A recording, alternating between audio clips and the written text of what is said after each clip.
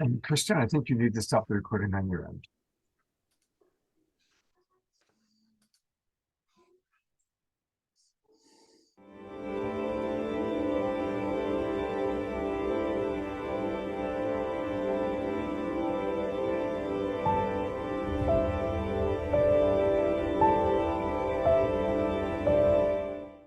What if I were to suggest that you play a key role in the awakening world?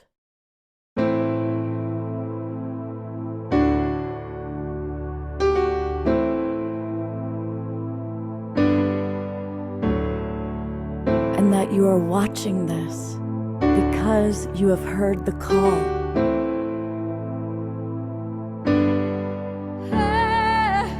We can start right now by opening our hearts and minds.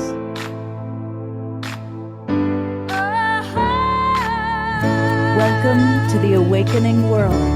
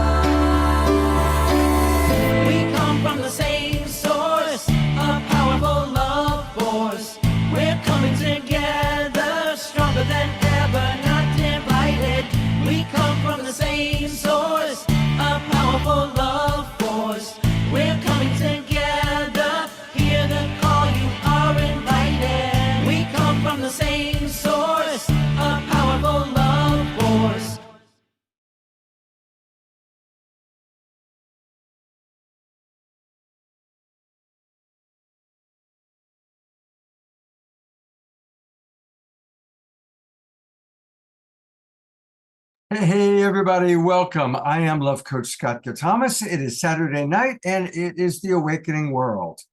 And it's a really special show. You know, we began doing these shows at the start of the pandemic in 2020. And right away, we started working with World Unity Week and Unity Earth and the 99 days for global peace through global unity. We started meeting people like Jon Ramer and his beloved wife, Summer. And this is really exciting because every year we collaborate with these extraordinary people who have really become our dear, dear friends. And it's that time again. We are launching 99 days of peace through unity. And it all culminates on International Peace Week and then International Peace Day. And really the idea is for us to really spend this summer, for those of us in the Northern Hemisphere, summer, for those of you down below, such as Ben, wintertime, to really prepare for peace and to really make this a time of peace. So we have a beautiful show planned. And I was going to introduce Jon right away, but I don't want to stop him from doing the wonderful thing that he does, which is getting us out over the sign network. So I see him and I'm imagining he is furiously adding us to all of the different sine waves. So I'll go to you in a moment, Jon. Let me tell you some of the wonderful people that are going to be with us. Of course, we always have my co-captain, the man who really makes it happen, the alpha and the omega of the awakening world, Omashar. And welcome, everybody. I'm so grateful to be here. And yes, it's World Unity Week, 99 days of peace. Well, I wouldn't say until unity, because peace is something we need to feel now in our hearts. And even though the title is 99 Days of Peace. And this all culminates with all of you, many of you being in Japan, including Omashar. I know. I feel so blessed to be a part of that delegation, that entourage. It is wonderful. And it brings to me the seriousness of the focus that we need. And it's us that fills the steps, fills our shoes, the moccasins to walk this peace out into the world. And so thank you. Absolutely. Well, we have two of the kind of wonderful, beloved elders, if you will. I'm an elder, so I can say that, who are really a big part of shepherding this all along. And we're going to hear From Adrianna Alvarez, you've seen her on the show before. She, of course, was part of the amazing planet-transforming experience that took place in Palenque, Mexico. And so, Adrianna, it's so wonderful to have you back with us. We're looking forward to learning more about what you're doing, both this week and above and beyond. So thank you for coming back and being with us on The Awakening World. And we're going to meet a new friend. This is Patricia Davis. And I actually heard her speak yesterday while I was listening to participating in Summer's Dance-a-thon. So Patricia, welcome to The Awakening World. I'm so excited for my audience to get to know you and the wonderful work that you are doing in the world. Welcome aboard. Thank you, and thank you for the invitation, and also thank you. Wonderful to see all of you. We're doing a beautiful, wonderful service in the world. I'm happy to be a part of it. So thank you so much. We are going to hear a little bit later on from Chief Phil Lane, Ben Bowler, Kurt Johnson, and so we're excited about that. So those are all people you know that are going to be joining us a little bit. And I think, are you done, John? Are you ready for me to introduce you? Sure. Ready to serve. My co-host. Now, normally I'm blessed to have a beautiful female co-host, and I am blessed to have, last week was Kristen Hoffman, and you know, next week it's Tangela. But John, tonight, it's the Brotherhood of the Magic Canoe.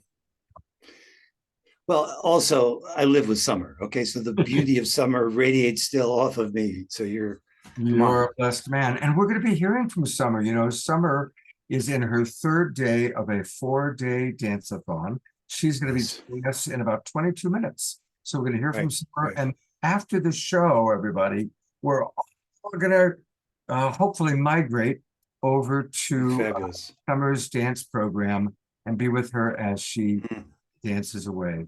You know, she's done 24-hour dance-a-thons in the past. This year, she's doing 4 days in a row, 8 hours each day. And it's been really beautiful. Yeah. No, and the last one she did prior to this was for Palenque. So, I mean, that's the thing. There's such a beautiful, beloved community here. So many of us know of each other and have gone deep with each other. And so many of us are just getting to know each other. But there's a love and a trust and a recognition that this is our time.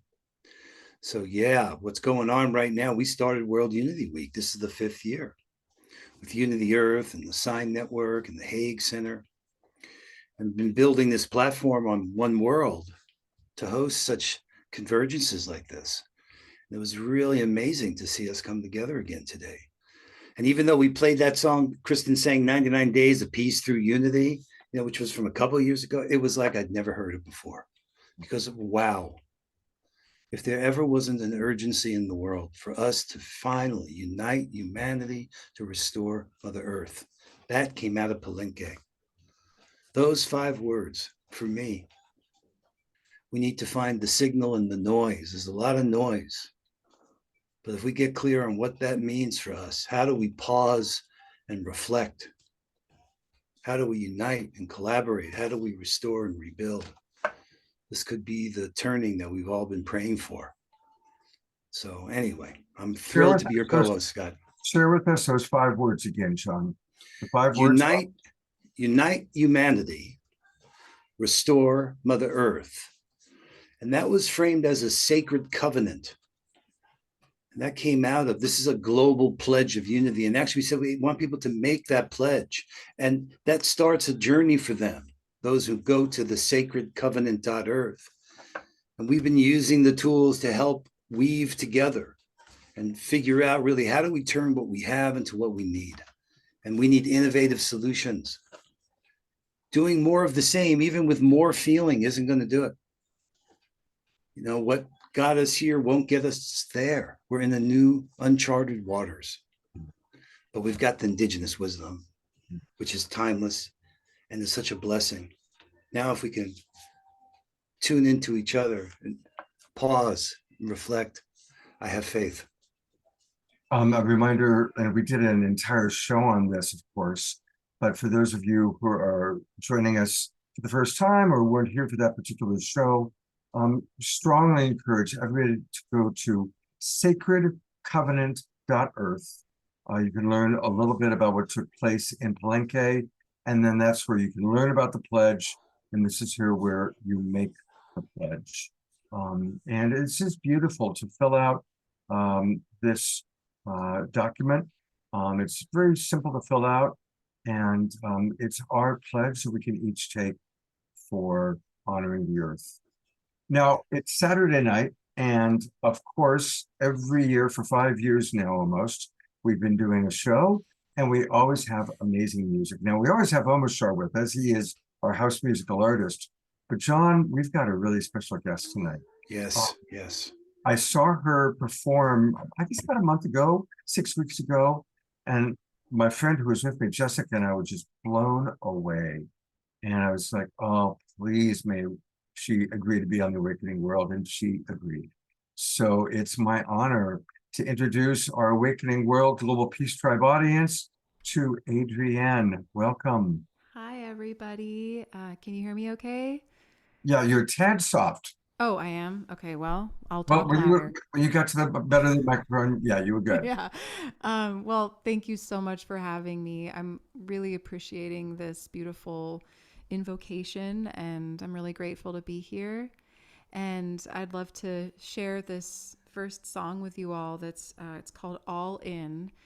I wrote it when I fell in love with my husband. But what it has become for me over these many years is actually a story of the divine feminine and the divine masculine coming together and finding each other in unity, which, it's not about male or female. It's just about these principles of being, that as we find unity with one another, we find unity with the earth, and we find that we are one with one another. So join me on this musical odyssey through all these different, we get to go through all these different animals and these different places. And it's a cool little journey we can go on together.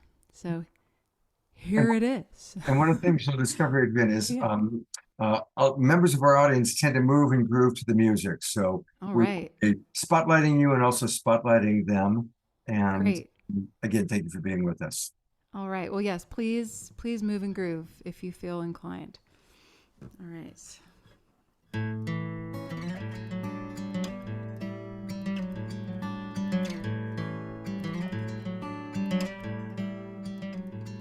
I found my love in a sacred place, floating like an otter out beyond the waves. The sparkle in his eyes called out to mine, and I became an otter too, so we could play.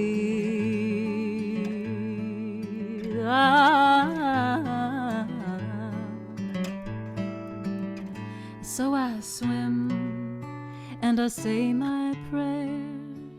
I would go with you anywhere. You're my blood, you're in my skin, and I wanna dive all the way in. All in,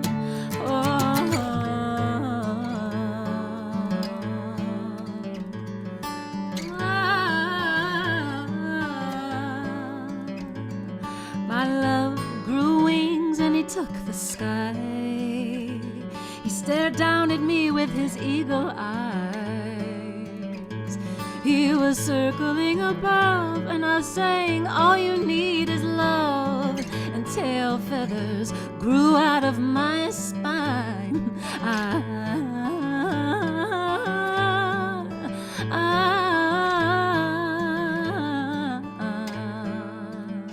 And so I fly, yeah, I catch the wind.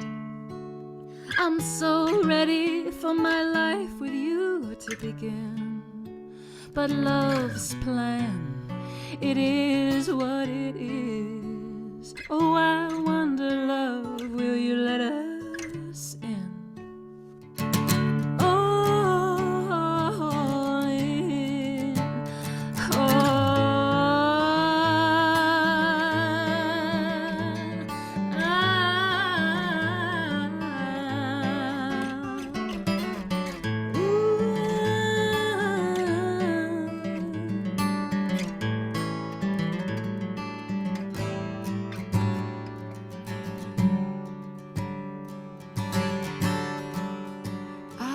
here in the sky.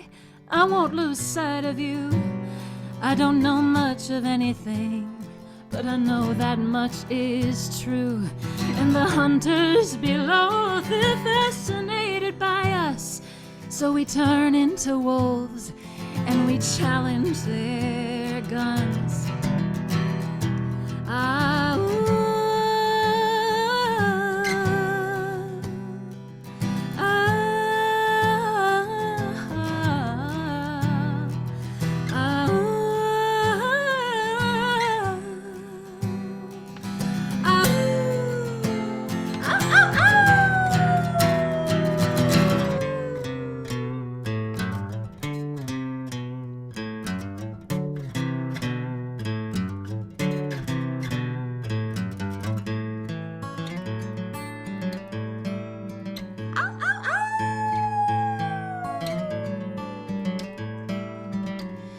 my love ran off into the woods alone. Rain fell hard as I howled at the moon. In the morning sky was clear and I felt my lover near. 2 legs, 2 arms, 1 heart, 1 home, 1 heart.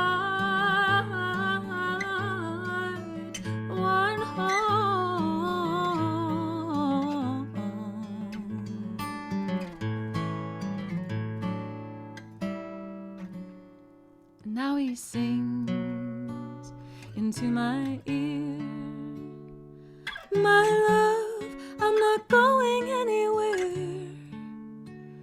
You're my blood, you're in my skin. So I made a deal with love, and now she's gonna let us in.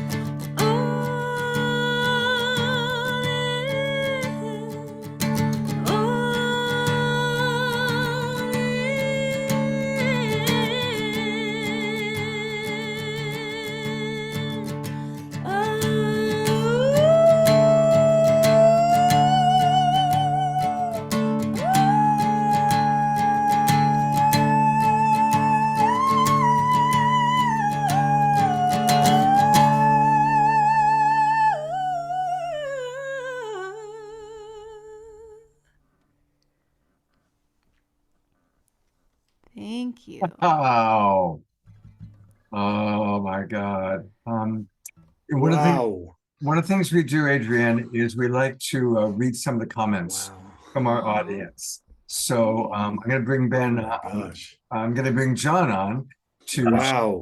He has to say. Then I'm going to read some comments from the audience. Where's John? There you are. Having a hard time typing. Amazing. It was so amazing just to be with you on that ride. Oh my God. Your husband is a very lucky guy. Thanks. I try to remind him every chance I can. Well, have him call me. I'm very lucky too. I love that polling. I love that. Ow! Yeah. Oh.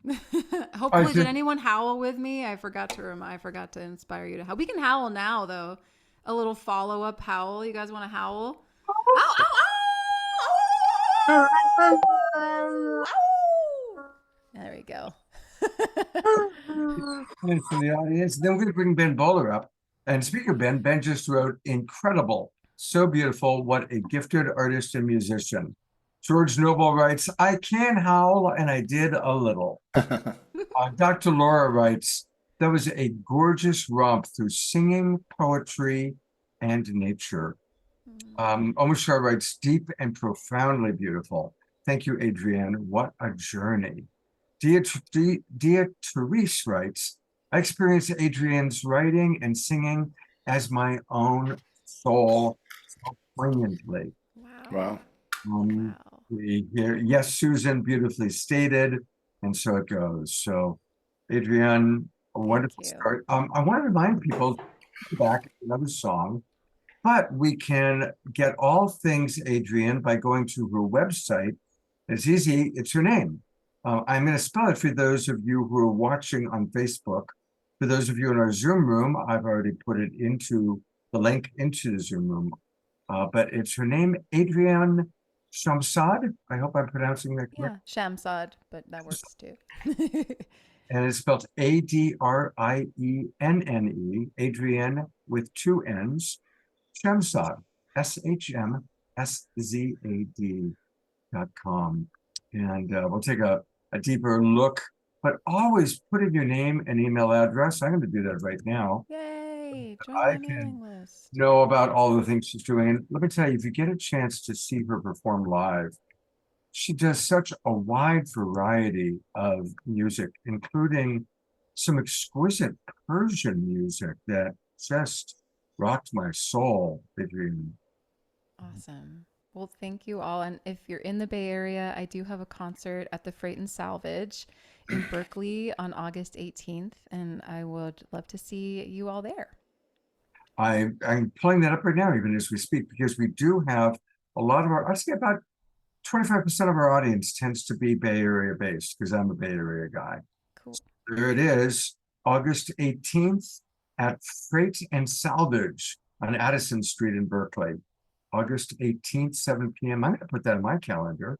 Yay. Hopefully it's not a Wednesday or a Saturday, so I can go. Sunday night. Perfect. Sunday nights are a perfect night for me. We will Great. spend about 1 hour, Adrienne, and enjoy the show between now and then. Thanks, everybody. In the beginning, there was Ben Bowler, and it was good. All of this began with Ben. And Ben, first of all, thank you for being with us. This is the start of a big week for you, all that you put together. And so, Jon, add your commentary as his dear friend, and then let's hear from Ben a little bit about the history and what's taking place this week. Do you want me to start? I could, you know, someone wrote back, Ben, about to just appreciate the love and care we have for each other. And I really do value that. It's such a gift to serve you and your dream. It's been a way to fulfill so many dreams in the process. And to see you in the earth thriving, and you continually dedicate and looking, and you're always so gracious and humble and supportive. Your families is just like royalty. Love you, brother. Thank you. Wow, Jon, wonderful. Thank you, Scott. Thank you, Jon and Adrienne. That was amazing. I wish I lived in the Bay Area so I could come and go to the show on August the 18th. That was awesome. Which thank God for the musicians, you know, the musicians which take us to another place, which transcend time and space and bring us into that heart. So gifted, Adrienne. And thank you, Scott, for bringing Adrienne on today. And it's wonderful to be here in the Global Peace Tribe with the Glow. I see going through the gallery. I recognize so many faces. Some we had the just joy of being together in LA last year around the LA Convergence. And, you know, the river flows, time moves on. Not everybody who was there for that gathering is still with us on the planet. And so it's left really up to us. What are we going to do with the time that we've got? I am profoundly moved and excited by this day one, this beginning of World Unity Week. Jon, I love you, brother. It's amazing what we're able to do together when we come together in a spirit of service and equality to co-create. And, you know, sometimes there's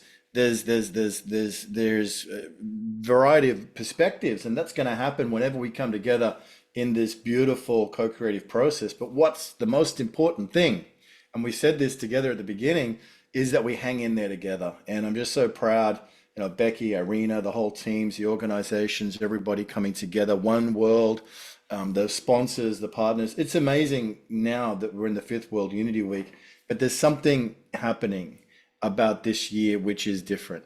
And, you know, you'll hear Jon talk about the co-creation circles. We're organizing, we're learning to organize more effectively. We're getting better at this. We're learning by doing, by practicing, but really we're on a collective pilgrimage up to a very, very special moment when the world comes together for the International Day of Peace in 99 days from today, or 98 days from today, on the 99th day. And why is it so special? You know, we feel that many of your community, Scott, may have heard Avon Madison's last message, which was recorded on a Unity Earth weekly call before she transitioned a few years ago. But she left us a message saying, sometimes an opportunity comes along that's so special, that's so precious, it's so amazing. And if you miss it, it's gone for a very long time. Well, I feel like she's talking about now and this build up over these next 99 days. There's something happening this year, the emergence of the Hollow movement, the flourishing of One World, the rise of people's willingness in the broader community to be open to hearing messages of peace, stories of peace, strategies for peace, songs of how we can move forward collectively as a planet and as local communities and as nation states and everything in between. There's something happening now. And there's something happening which begins today on this day one of this walk together up to the holy mountain, which is the International Day of Peace. Now, some of us are going to be coming from the holy mountain of Mount Fuji. Others will be in the holy mountain of Jerusalem. Others will be in the holy mountain of San Francisco, where, by the way, there's going to be the 40th anniversary of the first historic celebration of the International Day of Peace, which was in the Town Plaza in San Francisco in 1984. So we're layer upon layer upon layer, building upon building. It's the 20th anniversary of the first 11 days of global unity, Rick Ulfik and We the World. It's a 12-year cycle that so many of us started in 2012. You know, when the Compassion Games got going with Jon Ramer, and Unity Earth had its first event even before Unity Earth was born, but the U-Day Festival in Chiang Mai. Unify did their first synchronized global meditation on that day, that 21st, 22nd of December 2012. Where were you on that day? It's great to hear people's stories. It's amazing what was happening around the planet around those 2-3 days, around 21, 22 December 2012. This is the culmination of a 12-year cycle that brings us to the equinox, September 2024. There is something happening, and it's coming together in this extraordinary super convergence, which in a sense, in a real way, we didn't plan this. It's just happening. It just is. But there's an opportunity. And I note, Scott, that it's a Saturday. So there will be an awakening world. You know, there's going to be the Poetry Slam for Peace. There's going to be the One Home Journey launch. There's going to be the Pathways to Peace. And we're going to be in Hiroshima, of all places, with beloved friends like Kristen Hoffman and Pato Banton, and we're hoping Gary Melkin's going to get there. Incredible, transformational, world-class musicians with Indigenous leaders, Mindahi and many others that are coming together at this very, very sacred time. So starts today. What can we do? We can get into the co-creative circles. We can get into One World. We can get into the Hollow movement. There's a lot of things we can do to come together and take action. And what can we achieve all together? What difference can we make over these next 99 days? There's no limit. So thank you, Scott, for having us and hosting us. This is now our 5th year of this remarkable collaboration. We're so, proud of our partnership. We love you. We love the Awakening World, the Global Peace Tribe, and everything that you've built and have continued to sow seeds of joy and healing and love, which is, your superpower.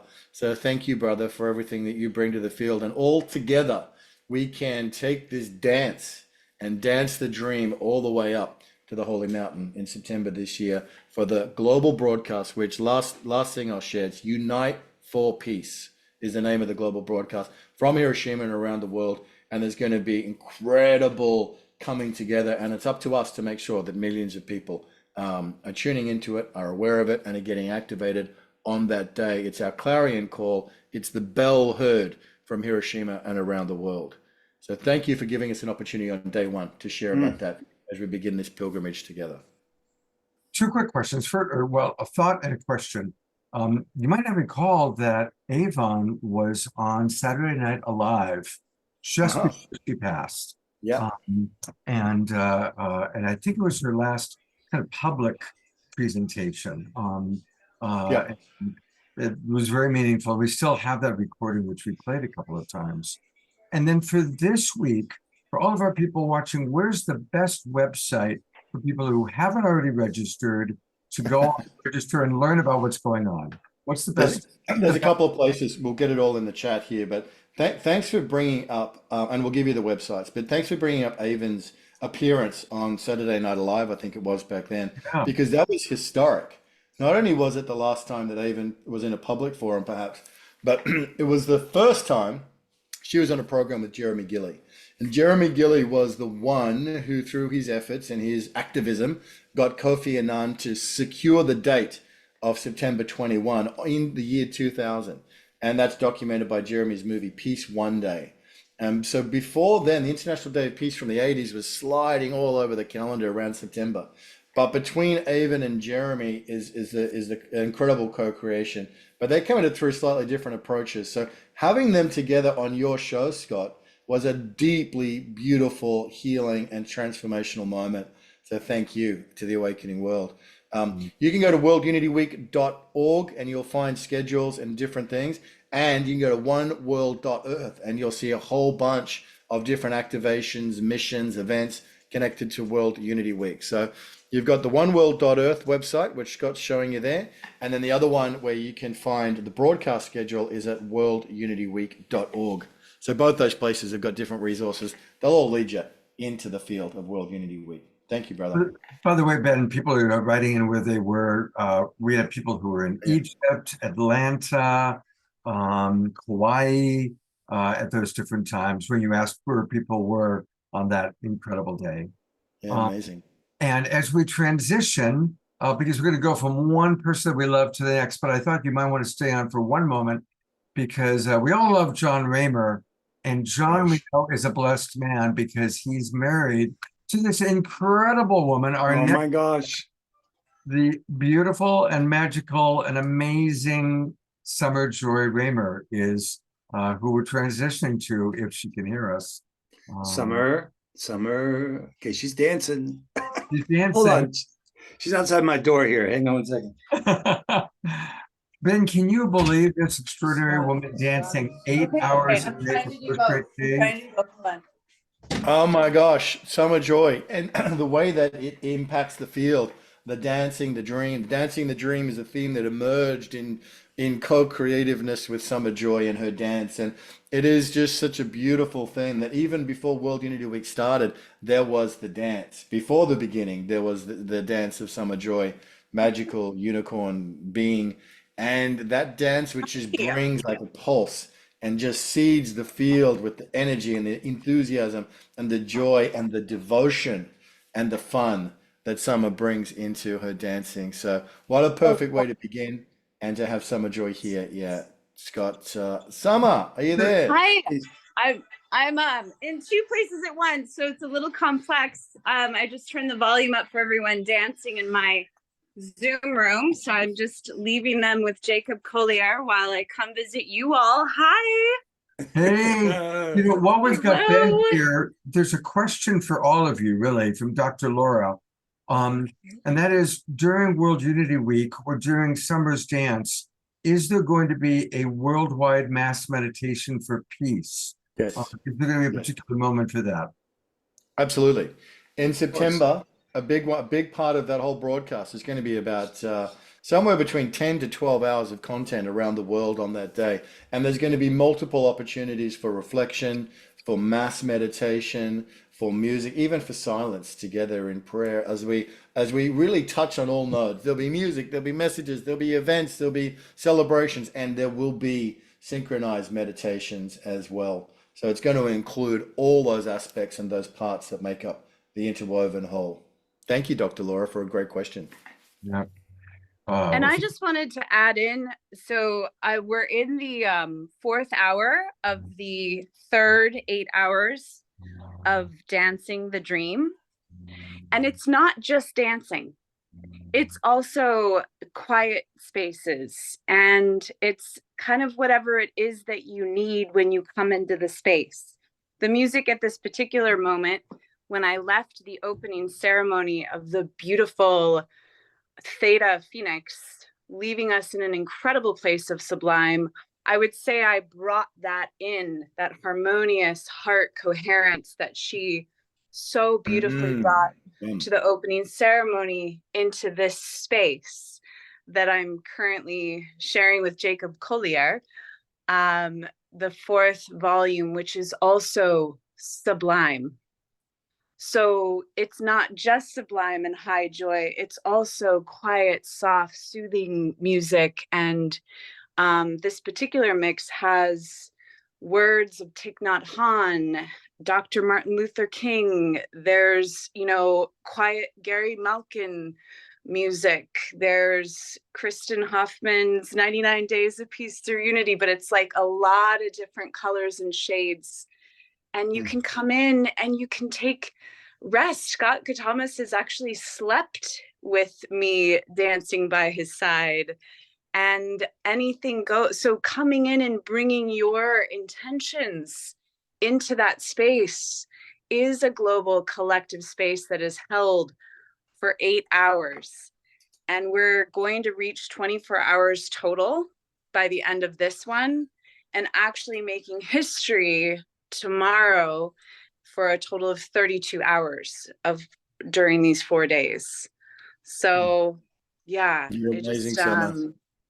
Yes, really, really hey, all of us are doing our part, and this is my part in the dance, weaving the golden thread with all of you. So yes. Wow. Yeah. And so we're all, after the Awakening World, we're going to hopefully all migrate over to your amazing dance-a-thon. I've put the link into the chat box where people can go over there as soon as they want, learn all about it. And remind us, what time will you be dancing tomorrow? What are the 8 hours tomorrow? Yes, I'm just checking on the dancers. There's like 12 people in my Zoom room right now dancing it up from all over the world. So time. Okay. Yeah, so it ends tonight at 12:11 Pacific a.m. And tomorrow we start at 11:11 p.m. tomorrow. But all this stuff is in One World and Facebook too. Like, I don't want to get complicated with times and stuff. It's all there. Okay. But and that completes at 7:11 a.m. on the 17th.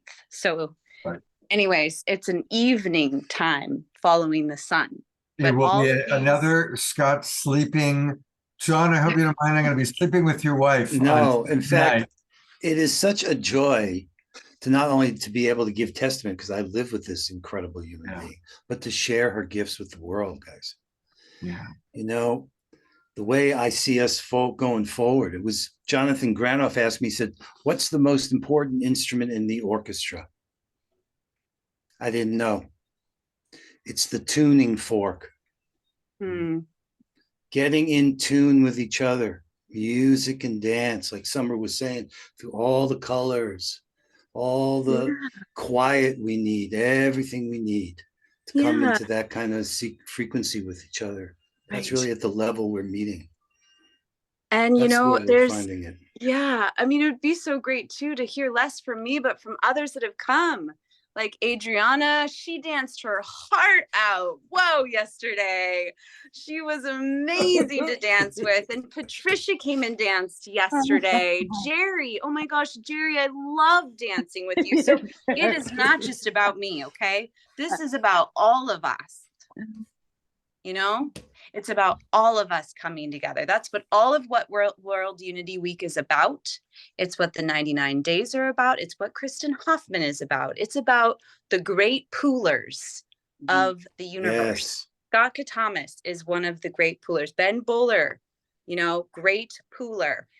So come and dip in the pool with us of joy for the world. Then I'd love to invite the wild Abbott Jerry and Patricia and Adrianna, each unmute yourself and share a little bit about what it's like coming in and dancing with Summer online. What's that like for each of you? What do you experience? Or what's a tip you can share with our audience, and also maybe some appreciation for Summer at the same time? Absolutely. Oh my God. Thank you so much, Sister Summer. It was just in the beginning, I came for the event. I was sitting in front of my computer, and I started to feel the pull of Summer's energy. And then Jerry came and started to dance. Oh my gosh, he had such a groove, and all of So this, good. and we just had to stand up and started to move and jump and connect.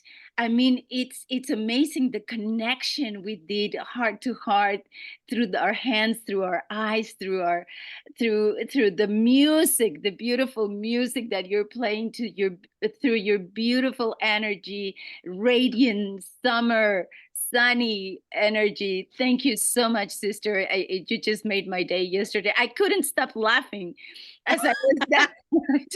I was at the same time. I was 2 hours. I just couldn't stop laughing and jumping and doing everything my body wanted. And I just thank you, because it is totally, it is a ceremony, a ritual of joy in the garden of joy, just seeing those seeds of joy flourishing and being able to taste the fruits of that radical collaboration. Because when I see your necklace right there right now, Yes.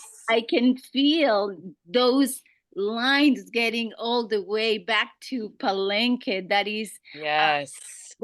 a piece of art that was designed by a local artisan in Palenque. And when I saw it, I knew it had to be in the neck of a beloved sister. And all of a sudden, I knew it was you, and you wear it in such a beautiful way that all my ancestors are dancing. And the red queen that this necklace was designed honoring the red queen of Palenque, the Pacal's mother, and that is what it represents. So one day it will be awesome if we can talk a little bit more about that story, that really part of our Mayan people. So thank you so much for doing this to really support us. You were dancing 24 hours for Palenque event. So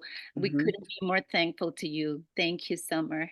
Oh, wow. Yeah, no, it's really good to hear a little bit more about this necklace, and the way we were dancing with the hummingbird yesterday. So I feel like you're speaking to a lot of the spirit of what we were really intending as we were dancing yesterday. And today is the West, honoring water, following the sun as it sets with the Quetzal, which, yeah. So there are actually Sylvia that's here. She has a background with the Quetzal, and knowing that this necklace comes from the Quetzal lands, and the prophecy is dancing through all of us, so yeah. And Patricia came, and Omashar too was dancing with us in his garden, watering flower. I mean, seriously, everything can happen in this dance floor, right, Omashar? And Sylvia, there she's got the Quetzal right there. Indeed. There she is, honoring the sacred bird. Let's open it up. If Omashar, Jerry, Sylvia, or Patricia, give us a thought. What's it been like, or anything you'd like to share with our audience about dancing online in the Garden of Joy with Summer? Well, I have to say, she made my day yesterday too, because I'm a crazy nut about Jacob Collier. I got a chance to see him live on my birthday, which is Earth Day. But the crazy thing was about Summer yesterday was she was dancing in the rain, soaking wet, yes. And didn't slow down at all. No. So it's been real fun. Thank you. Yes. It's so amazing that you say that too, Jerry. I want you to know that John and I went to see Jacob Collier on his birthday too. So Jacob Collier has a way with tapping into these, incredible superheroes, tapping in. I love that. That's incredible. And Patricia, what about you, Patricia? Well, we know that dancing is an expression of our balance and harmony within all of creation. We all know that, we feel that. And so I was born into dance, was born into hearing chanting and drumming. So I remember that my elder brother was a senior in high school, and he would practice the jitterbug when I was very young. And some of you may remember that 33 record called Corina Corina. So I've been dancing 60 years, people, 60 years. So that's my element. And to be invited, or actually to join into a Zoom event, I do this all the time at home. I play music and dance all the time at home. It's a different thing to watch other people on the screen. But I think it was Nietzsche that said that it is an anti-gravity. So it's an expression of joy and happiness. And Summer, you certainly embody that, and you inspire that with all of your viewers. And I'm so happy that people are joining you from all over the world, because it is music and dance that will unite us, and that we will feel that love and peace within us. And we will want to think it and speak it. And we will want to, we have a round dance. It's called a friendship dance. We hold hands, and I could just say that you may have heard of a American Indian powwow. Well, there's all kinds of dancing, and that's together. And that fits right in with this global peace tribe. So let's enliven it. Let's institute it, meaning bring it into community, bring it into society, bring it into all of our places where we want young people to see us and learn that the creativity of people who are writing their own songs and singing their songs and sharing their own songs. I'm so honored to know many, many songwriters and artists and dancers. And even at 77, I'm going to include myself in this place where there's so many people who are interested in dancing and singing. Well, why not? You know, I don't go to places to sit around and watch other people dance. I've done folk dancing. I even in Boston, I even learned belly dancing, Western dancing, all kinds of dancing. So thank you, Sommer Ramer, and thank you for leading us in all this. And we're going to hear from Patricia a little bit later on tonight. She's one of our special featured guests. We've got to move forward, so I want to give just a quick minute to Sylvia and Omashar to share anything they'd like to share about her dancing, and then we are going to actually go to Adrianna to hear from her. But Sylvia, what would you like to share? Thank you, Summer. It's a sacred privilege and blessing and support to be part of this precious community that you're evoking with all of us. And I will post an article about the Quetzal, a beautiful, hopeful article about the Quetzal in the chat for everyone. Great. Yes. And she has the music, just so you know. She's in the Zoom room right now. I can hear the song, Your Life is Sacred. She's in two places at once, like me. Yeah. Thank you, Sylvia. And I wanted Patricia to know that we have another bowl. It's next to my computer, but it has we had thunderstorms today on this day representing water to the west, following the cardinal directions. And I put agates, as you know, Patricia, about agates, because I gifted you one when you were here. I put 4 agates and let the rainwater just fall into the bowl, and some sacred salt from the big island of Hawaii to hold these 8 hours as we're really honoring the Dene cardinal directions way. And these bowls, Ben, just so you know, these bowls are from Japan that were her sisters, right? Your sisters. It has Mount Fuji on the bowls. Just pointing that out. As we are going to Mount Fuji at the end of the 99 days, we are one. We really are. Well, Summer Joy, thank you so much. I want to let people know that we can support this amazing woman. And it's so important for us to support all of our friends that you see here. And she has a Patreon page. And I'm one of her Patreon. I was your very first Patreon, actually. Thank you so much. It's fun. It's again, go to patreon.com, Garden of Joy, and that's where we can support her. And she always has wonderful posts and videos, and you know, it's all about joy. And thank you for bringing so much joy. And Jon, as we're going to transition from Summer to Adrianna, but what can you add as her husband? What's it like being married to this amazingly wonderful, joyful woman? You know, the truth is, I feel I've been so blessed. It's really humbling, you know, and I say this to our family here, whoever's connected. She really is this way. We are living the loving way. It is a healthy, helping team.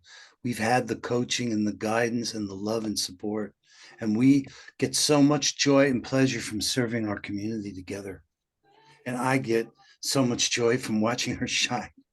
I love that. I feel She's the real deal, guys. She's the real deal. I'm telling you. Yeah.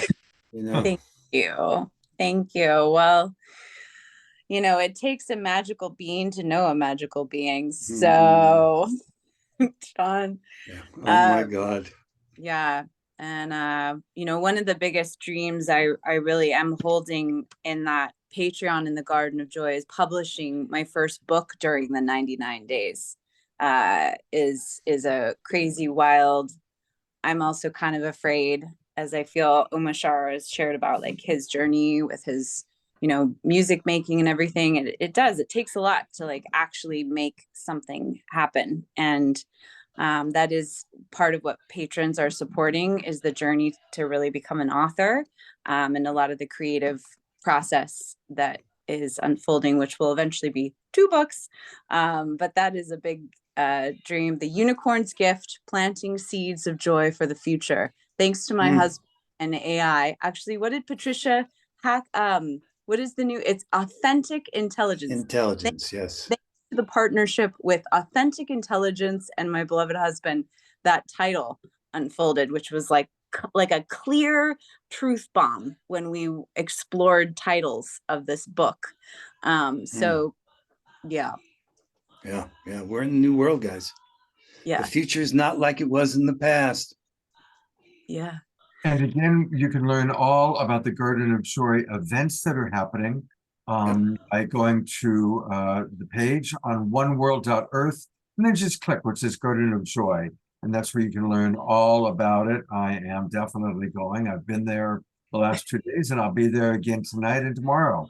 So thank you, Summer Joy. We love you so much. Thanks, Scott, for all of your support and being a Cosmic Portal activator, patron. My husband's a unicorn. There's some really, really fun roles there. Yes. And they're really welcome future patrons. I welcome you. Thank you so much for your time, and I'm thrilled to join you all on the dance floor dancing. We will see you in about 90 minutes. And bye, Chief Phil. I see you too. I love dancing with you. and supporting the work of the indigenous people. That is a huge part of the Garden of Joy, is to financially abundantly flood money to the work that is going on in Palenque and with Four Worlds. That's a big part, actually, is my legacy, is just to flood it towards the indigenous leaders. So that's that's a perfect segue, Summer Joy, because actually our agenda has Adrianna and then Brother Phil. And so I'm just going to bring you on together, since we're both in Palenque together. And Jon, do you want to do a little introduction here? Yeah, well, I just want to make sure the family knows what family they're looking at here, okay? So when I got married to Summer, Brother Phil was right there. He put Crazy Horse's pipe in my hands. Mm-hmm. I mean, we are really close. Look at that necklace that Summer's wearing. That came from Adrianna. To see that and to say that belongs on Summer. Yeah, in Brother Phil's living room is where I received it. I know. I mean, we are living the dream. Right. We are living the loving way. Totally bawling. Yeah. Yeah, I know. I mean, very, really. very proud. Is this all just some accident or what? Right? Phil is a historical figure. No one has done more for the human family than Brother Phil. I tell you that without question, without hesitation. And I know, Adrianna, you know that.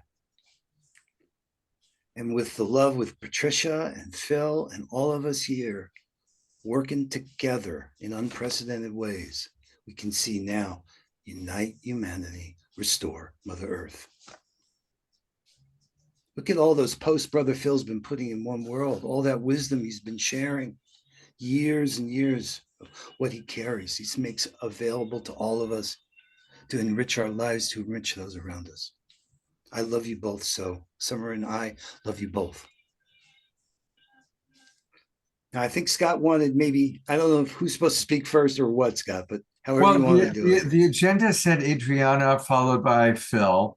But you two also can speak together, really, if you wish. Really telling us about Palenque and then where we are now. Where have we? Where were we? Where are we going? Where we go? So I would say, please, I want to inhale the incredible beauty of my beloved sister Adrianna. To just give her the whole picture here and let her share. Let her share from the Quetzal her message. And then with all that inspiration, I'll come back the best I can to put a exclamation mark behind what she has to say. How does that sound? Wonderful, brother. Thank you. Thank you, Phil. Thank you, thank you, thank you. And absolutely, we do share a common story here. I had the honor and privilege to meet Brother Phil in 2019. And he was not coming alone. He was coming with Jon Ramer. And we were gathered in our home and here in Canada, and they were planning on launching this new platform to be co-creative, to bring peace and unity and compassion games. And my beloved, very beloved brother, Adil Kassam, told me, sister, I need to attend these very beloved brothers that are coming to bring forth this new platform that we're working together. And I said, brother, please just focus on what you need to do. I'll just be your staff. I'll just help you, whatever you need. So they were planning and designing the platform and everything that they wanted to do. That was 2019. And at the end of the 3 days of their gathering, Brother Phil asked me, so sister, what is it that you do? And I told him about La Ventana Palenque. And right in that moment, Brother Phil called to everybody and said, please, brothers, let's sign a sacred covenant with our sister Adrianna, and we will make the first call in Palenque 2019 to call our indigenous brothers and sisters from all Abya Yala to meet in Palenque. And we signed that covenant right there, with music, with love, with sacred sage, with sacred hearts and fire. And here we are. This is how far a sacred covenant can take us all in love, in unity, and trust. And to me, that marked the time when we did that first call in Palenque. Brother Phil couldn't come that time, but Brother Mindaji Bastida was representing Brother Phil. And as we all know, 2020, we were in the midst of the pandemic, and we started to be online. And so many of our relatives that have come to Palenque, we have met through these Zoom meetings, through World Unity Week, through Peace Day, through Compassion Games, through Sign Network. And this really reconfirms that there is a purpose. This is not an accident that we are all here. And through that radical collaboration, it seems that every theme that we undertake, it evolves in the next theme, in the next practice, and in the next ancestral gathering. And this is how we have come to gather this last March in Palenque, Chiapas, where we were leading the global peace movement led by indigenous voices and allies. And through these last 4 years, we had few relatives coming, and then it started to grow and grow and grow until this gathering we had 250 plus elders, grandmothers from Alaska, from Canada, the States, Mexico, a beautiful council of Conadepoa, beautiful alliances that we have made through the fire. We had our relatives from Guatemala, from Ecuador, all the Amazon. They came all the way to Palenque, from Bolivia, from Argentina, making the prophecy to manifest in so many ways. And this whole movement, as my beloved brother speaks about, has brought us together and align us with our visions and missions, as indigenous peoples, as allies, and then understanding that we are all in such a alignment, in such a synchronicity, making these happenings, these gatherings, making us evolve into these sacred covenants. Because when we listen to our elders, we understand that their message, it's exactly the same: unite humanity and restore Mother Earth. Every one of our elders is reminding us that, to awaken that sacred call and put it in action. So as a result of that beautiful gathering from March 17th to the 23rd, when we didn't even know if it was going to happen, and actually today we spent a beautiful 2 hours in a ceremony of gratitude, where all our relatives who contributed with little resources or bigger resources, with their volunteering, with their organizing skills, with their hearts, with their thoughts, with their prayers. They were holding us to really be able to accomplish this sacred call. And we were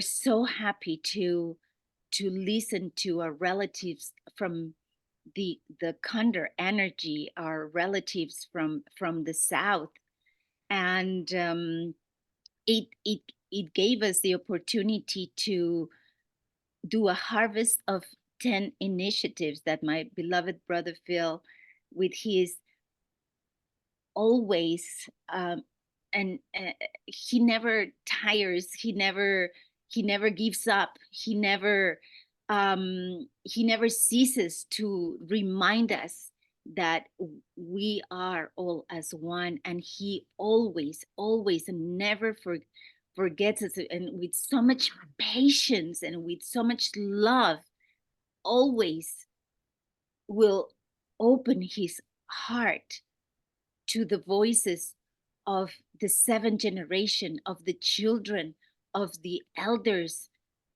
no matter the difference or the diversity.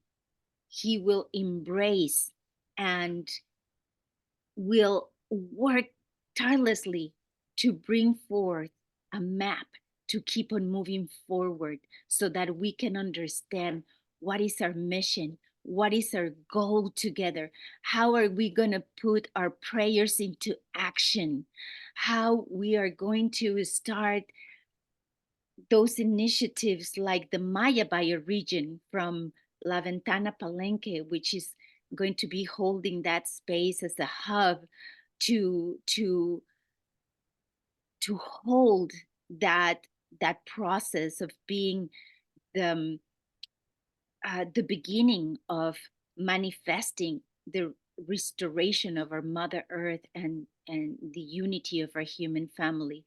So with that, I will feel so proud and so happy to give the word to my beloved brother to share with us the initiatives, how you have aligned the visions of our allies, of our relatives from all along the Abya Yala, all through those 52 years where you started to have this vision through the prophecies and through your travels through the Americas, and now we are here. Mhm. How you never gave up, and how you never ever have forgotten to leave us behind, and here we Oh, are. Thank you, brother. thank you so much, sister. I think before I share a few words, I want to really do a reframe. And this reframe began when I began to really contemplate in the last 500 years or so. And, our beloved elders and those who walked the path before us always did the best they could to walk a good path in respect and honor of the Creator's teachings. And we knew the Creator was an ever-loving, kind, compassionate, all-knowing, ever-forgiving power. And so what I think that was so important to me was to reframe this last 500 years to begin with, to understand this was not a punishment, it was a preparation, a spiritual preparation for the indigenous peoples of the Americas and beyond to rise up, and through the wisdom, through this preparation that's been gained, as well as the many incredible medicines that are here in the Americas, would become so enlightened they would illumine the world. That means both in an intellectual way, how we think, how we feel, because they have to come together. So, I come to say this in a way, and I love this picture. This is a picture I created. I was praying about how do we really reflect the reality that closer than our closest vein, closer than our closest vein, all these elders, all these beloved ones of the spiritual worlds are that close to us, closer than our closest vein, always there guiding us. Patricia knows and feels that. They're always guiding us. Now what that means, in its depths, I'm not really sure, but it's so important to know that. And I think that what I would say in listening to all the incredibly beautiful sharing that's been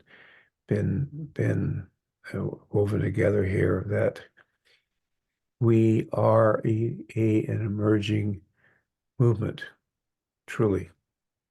And that was what was birthed at Palenque, an indigenous ally-led global peace movement beginning here in the Americas, because the elders were very clear that they felt it was very disrespectful to go to somebody else's home and tell them how they should live in justice, tell them how they should be, tell them how they should live when your own home was corrupt, falling apart, and no example to anybody.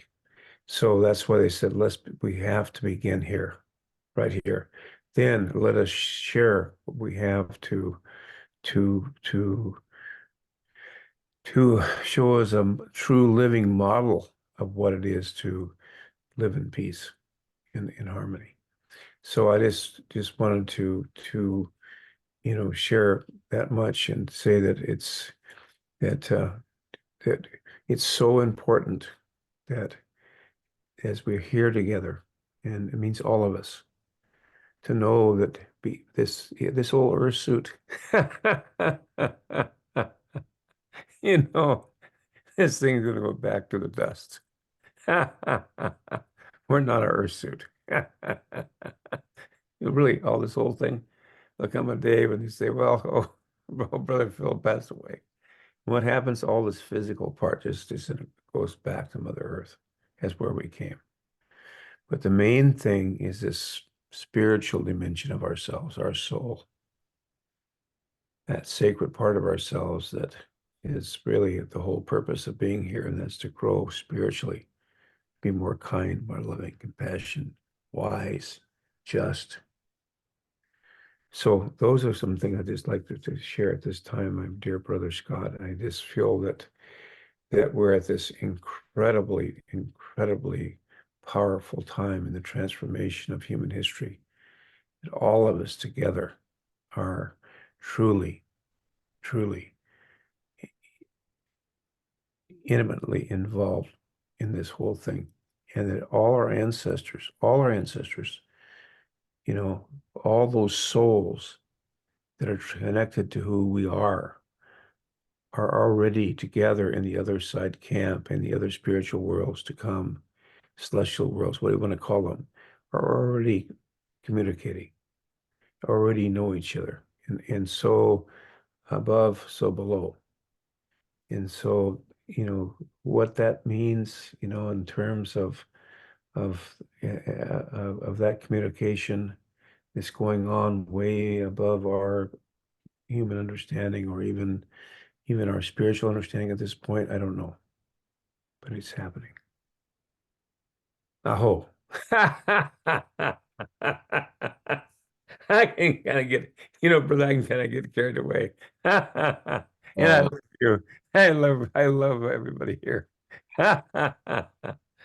Brother Phil, how can we all, what is your advice for us on a daily basis?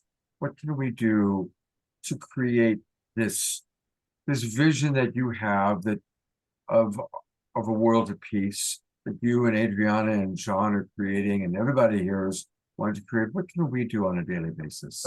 Well, I would say this. First of all, wake up and welcome to the world, a sovereignty, ancient, imperishable, everlasting, unique soul, which is ourself, to this another day of this gift of being in this life, whatever the circumstances might be. And that your purpose during that day is to be as peaceful within yourself as you can and to others. Meaning that as you happen to go to a grocery store or walking and you see somebody you don't know, you give a smile and welcome them. And it might be a challenge, but you have to go deep in your heart and say, smile at them, good morning, good afternoon. You know, as you walk through the mall, thank you. Oh, hello, my friend. This being able to create right now, not waiting around.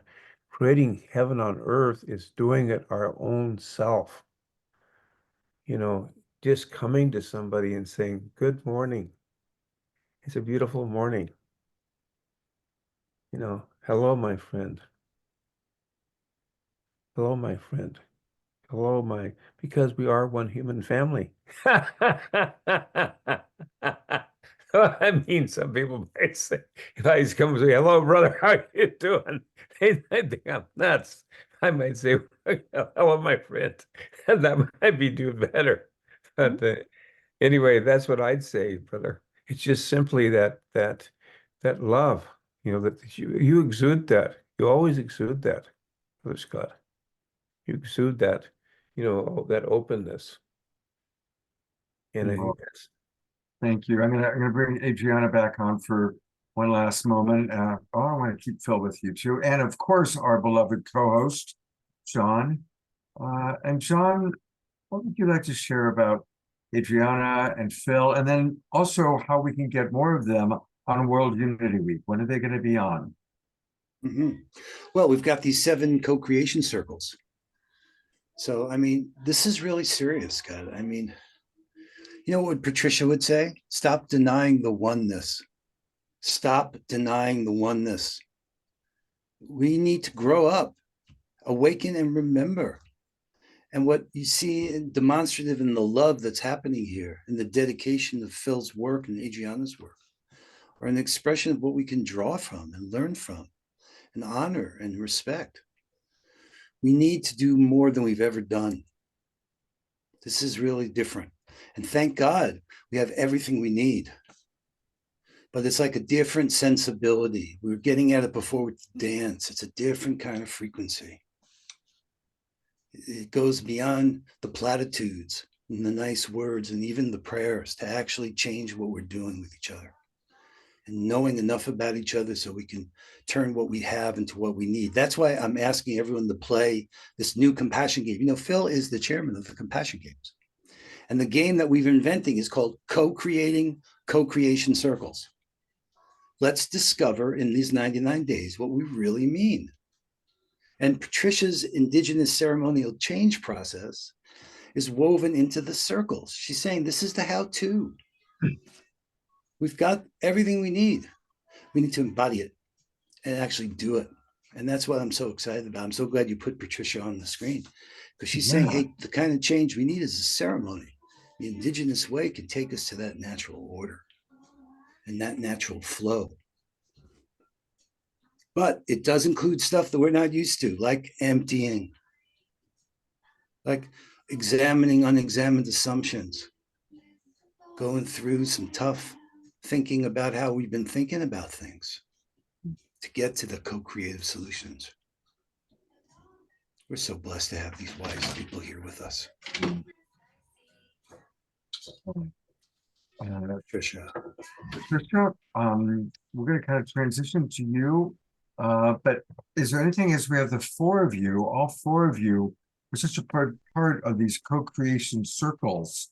So I'd love to hear just a little bit from each of you about the co-creation circle that you are shepherding or stewarding, and then we'll transition into Patricia. Thank you, brother. Yeah, so this is World Unity Week. And this has made incredible change and movement all around the world. What Brother Phil has been doing all through the Americas, it's developing, building bridges, and we're going one continent after the other one. So we are putting our hearts and our minds together. So what we would love to invite you all to join us, to play the game, to do the co-creation circles and practice our way to co-creative solutions and to find the ideal state. So all of you who are listening or who would like to play this game, we invite you to engage, because there is a whole way to learn how to play this game.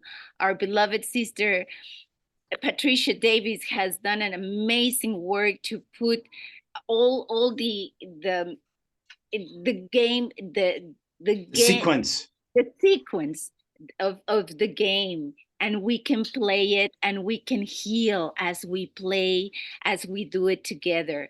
So that would be my invite of tonight, to join us. And I know that Brother Jon has there the link where you can learn all the teachings from our beloved sister Patricia, which will be perfect that you read before coming to play, because this is not a game of guessing. It is a game of understanding, or of embodying the understanding. Where are we? Where are we as human family? What is our stage and what we have to change? If we keep on doing the same things over and over, and we are not going to see the change, because this is where we are right now. If we want to change, we have to really engage in this understanding on healing the what we call the wetico, right, brother? Right. The mind virus. Welcome, and we invite you to play the game of love. Thank you so much, Adrianna. And Brother Phil, any last words you'd like to share with us? I'm just so pleased to hear my dear sister Adrianna,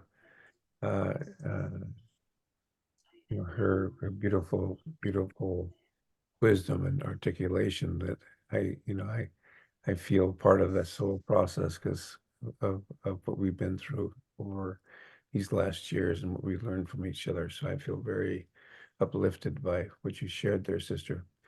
And I think that the bottom line is this, is that we have initiated the sacred eighth fire in the sacred prophecies of Reem, the Condor, and Eagle in their fourth and final stage. An indigenous and ally-led global peace movement began in the Americas. And with that, the initial 10 initiatives that emerged from the sacred eighth fire, including, of course, the one which is articulated global peace movement, but then the return of all the sacred sites of the indigenous peoples of Mexico to their ownership, so they can be used again as a sacred sites to really enliven and move Mexico from a place known as a cartel state to one that's known with great spiritual beauty and enhancement. You can imagine thousands of indigenous people dancing these holy and sacred sites. 4 more recommendations have to do with water, fresh water issues. And these are based on the work of Douglas Tolshin.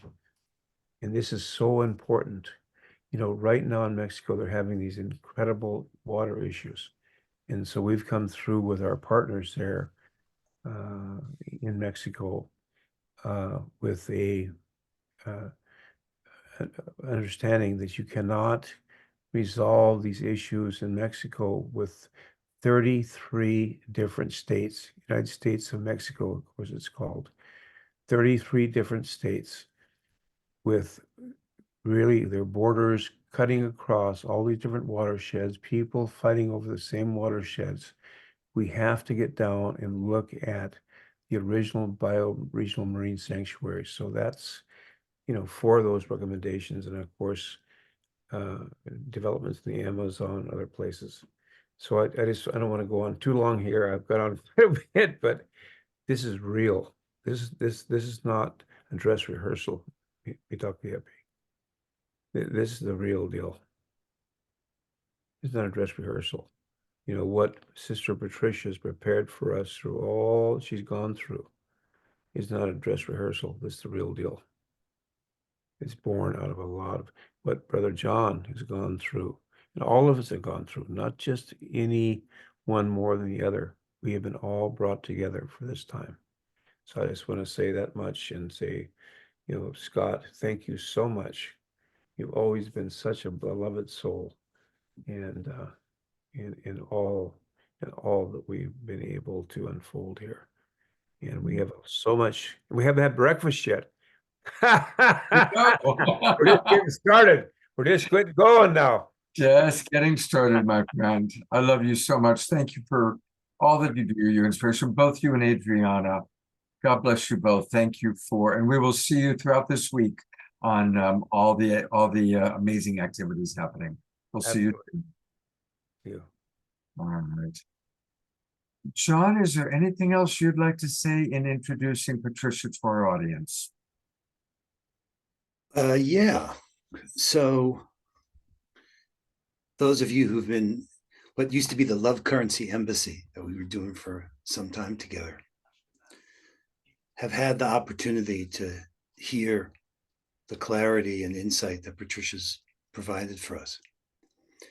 But what became apparent to me was that what was missing was a chance for us to actually practice not just living the loving way, but this indigenous ceremonial change process. And Patricia has joined our core team, which has been ever since we met, but specifically on this exercise, this game of creating together these co-creation circles and including this unique combination of what I'm calling ethical AI and indigenous wisdom. These co-creation circles are for pooling and deploying resources. I want to just say that, for pooling and deploying resources. We've been pitching for a long time. All of us, we all have got the download. We've got our great ideas. This is a shift. Beyond cooperation, beyond collaboration is co-creation.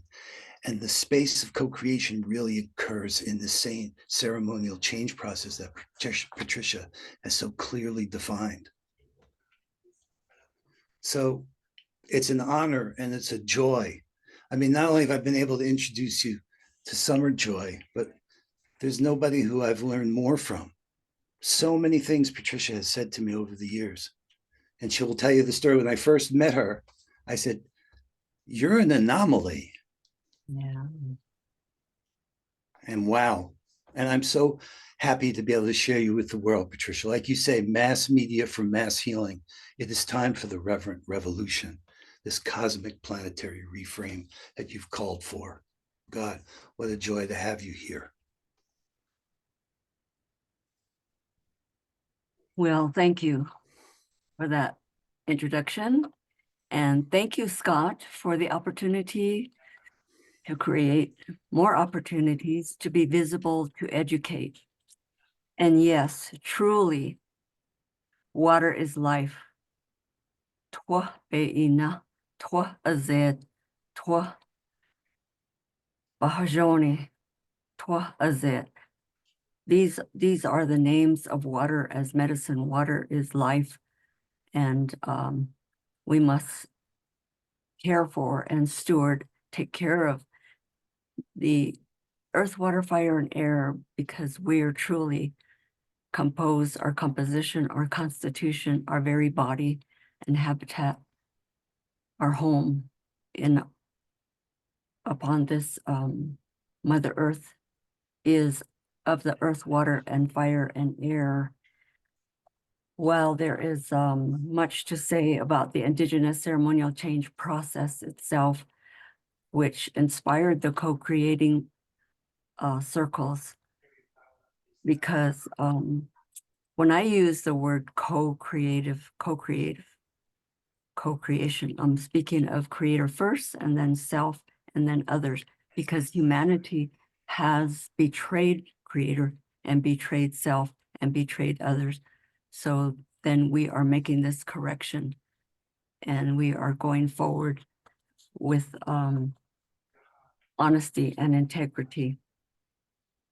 Now, all the while I'm listening to all the beautiful inspiration and kind words for each other and expressions of love, and I'm thinking about two topics that I want to share with you.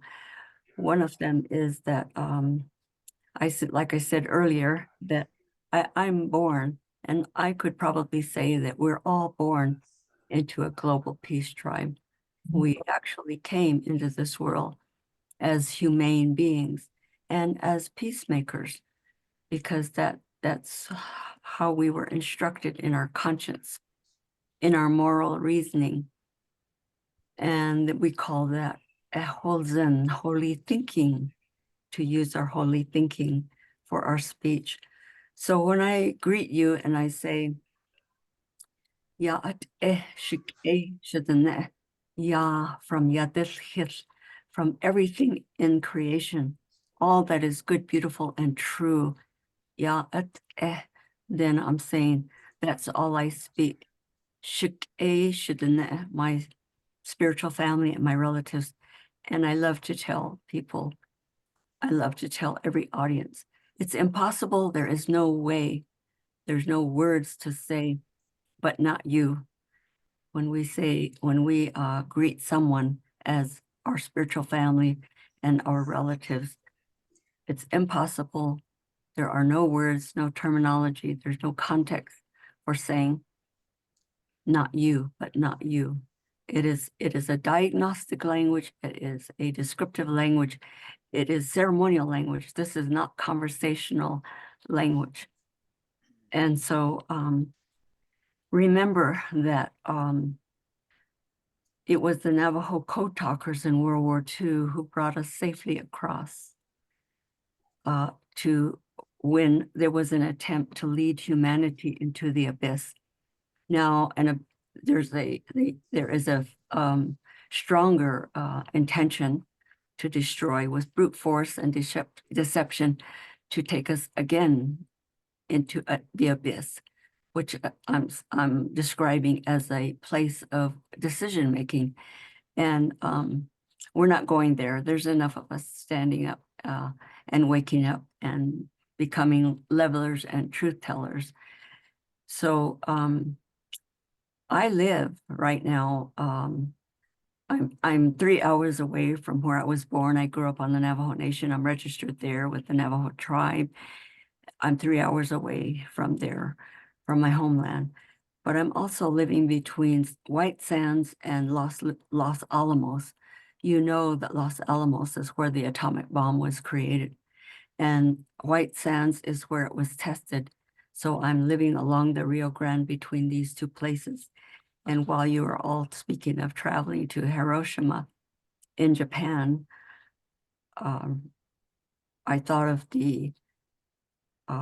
when we say Navajo code talkers, you may have heard about the young Navajo men who volunteered for this task.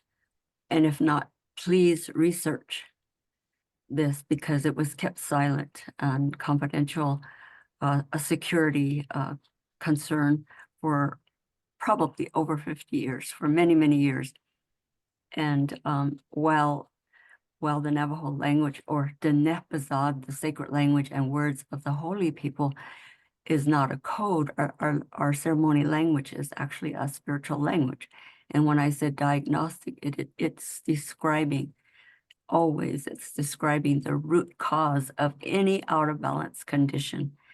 And so we have no word for evil. We have no word for bombs and guns and for military and so on. So thank you to these code talkers who, just to give you an example, that the word that they used for a bomb is an organic egg. They said a yinge, which is just a regular organic egg. And the word for a submarine was so, which is a big fish, just to give you an idea about how successful they were to bring humanity safely across this place of where on the physical plane, there was a conflict of interest between what is destructive and death producing and what is constructive and life affirming. And so that is the type of decision making that I'm teaching and have been teaching, which I designed and named the Indigenous Ceremonial Change Process. We will begin this tomorrow and articulate more about the details. Now, also, I'm going to describe that a situation that I experienced, and I was living in Tucson between 1997 and 2000. At that time, I wouldn't ordinarily participate in such an event, but my friends invited me to a spiritual church. And in this spiritual church, I met a person by the name of Emerson, and he organized an event in which he was going to channel, or I don't want to use the word channel. He was going to answer questions anybody had that he thought he might answer from the ancestors in the spirit world. It's not my domain to talk to people traveling who have traveled exit and into the spirit world. However, I was compelled, I was told intuitively to attend. And there were probably about 9 people sitting in a horseshoe shape, and he was sitting there. And every person had a chance to ask the question. I was last. And the first thing Emerson said was, did your father pass away? And I said, yes. And he said, well, he's here. And I said, yes, I see him. And he said he wanted me to tell you how much he loved you and how much he wished that he could love you more when he was here. And I said, I know. And then he said, the second thing, he says, I cannot interpret. It's for you to interpret for yourself. And this is a very important vision that I had, because I'm born a seer and a visionary from birth. People see objects. I see energy. I see into things. I see everything. Nobody can lie to me. And I thought everybody could see as I see, and found that not all the time, but most people may not want to know or see all the things that I know and see. However, this white buffalo appeared in front of me, and it was right, the face was in my face, and it was breathing on me. And I thought to myself, I was alarmed. I said, I know this story of the white buffalo calf woman, and it comes from the Lakota Sioux tribe, and it's not my language, it's not my tradition, it's not even my symbol. Why am I seeing this white buffalo and it's breathing on me? And it downloaded telepathically its message and said, our ancestors are already, remember this is like 1990, I'm going to guess like 1998 in Tucson, Arizona. And this white buffalo said, telepathically conveyed to me our ancestors are already singing and dancing for the release of the indigenous people from the years of persecution and suffering. And it is time to bring out the knowledge through oral tradition of the authentic medicine people. And I'm born into the Tachitni and the Kia'ani authentic medicine clan people. And so I thought that was important to share at this time. Also, that I grew up with a water drum from birth. I was hearing a water drum before I was born. I was born into it, into the water drum, and that the heartbeat of Mother Earth. And then I myself played a drum in the Thundertones at St. Catherine's Indian School. Our team, our sports team was called Thunderbirds, so we were called Thundertones. And I mastered, if you all remember in the 60s, Wipeout. I mastered that and didn't continue. But however, at 14, 15, then I began Southern style, Southern drum, women's powwow dancing, which I have now been dancing for 60 years. And so I know what it takes for Sommer Joy Ramer to connect with her true joy within herself, because my late husband in another lifetime was half Comanche and a descendant of Quanah Parker. So my son is a descendant of Quanah Parker, and he lives in Japan. And he always used to say, there should be no tie when people are dancing competitively. Now, I grew up in a time when there was no competition in powwow. However, he said, you can see a good dancer in 2 minutes. He said, in 2 minutes, you can see if your whole body is one with the drum. And so that's how Indigenous people are born. We're born already one with the drum. And so thank you for this time. And I'm grateful for the Global Peace Tribe. We all belong to the Global Peace Tribe as humane beings. And we're here to be peacemakers, to think peace, to speak peace, to sing peace. And I've heard Jon play the guitar in his band and sing. And so I'd like to see you do that again, Jon. And I see Adrienne on the screen, and I graciously pass this time. Patricia, thank you so much for being with us. I promised Adrienne that we would finish by a certain time with another thing. So we're going to go straight to Adrienne. But Patricia, thank you so much. And what an amazing life you've led. And we look forward to participating in more of what you're offering. And Jon will tell us all about it after Adrienne's song. Thank you, Patricia. So much for having me. Thank you again for having me. Let me just want to make sure I don't feedback. And thank you so much to our elders for sharing your heart and sharing your. Can you not hear me? Can you hear me? We hear you fine.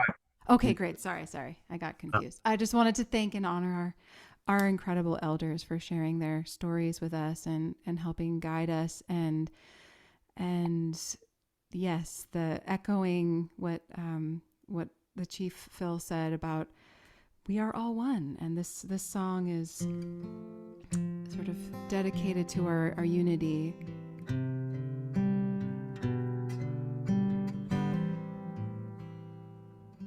It's called You and I. Every star comes from the ancient one. And all our scars come from the original one.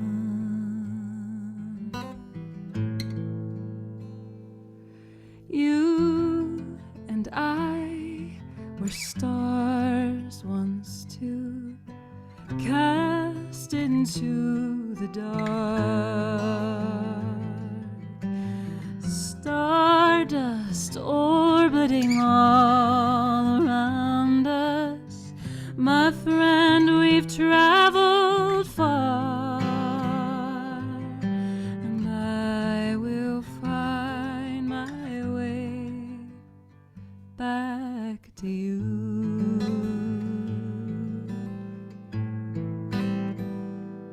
Shall we bury new seeds deep within the earth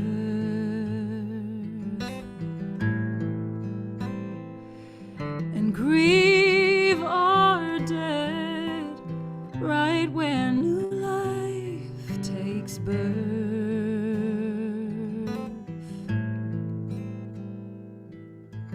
You and I were seeds once too, just dreams that someone had. Water and light gave us life, and loved ones, they gave us what they had. And now we find our way to give life back to you.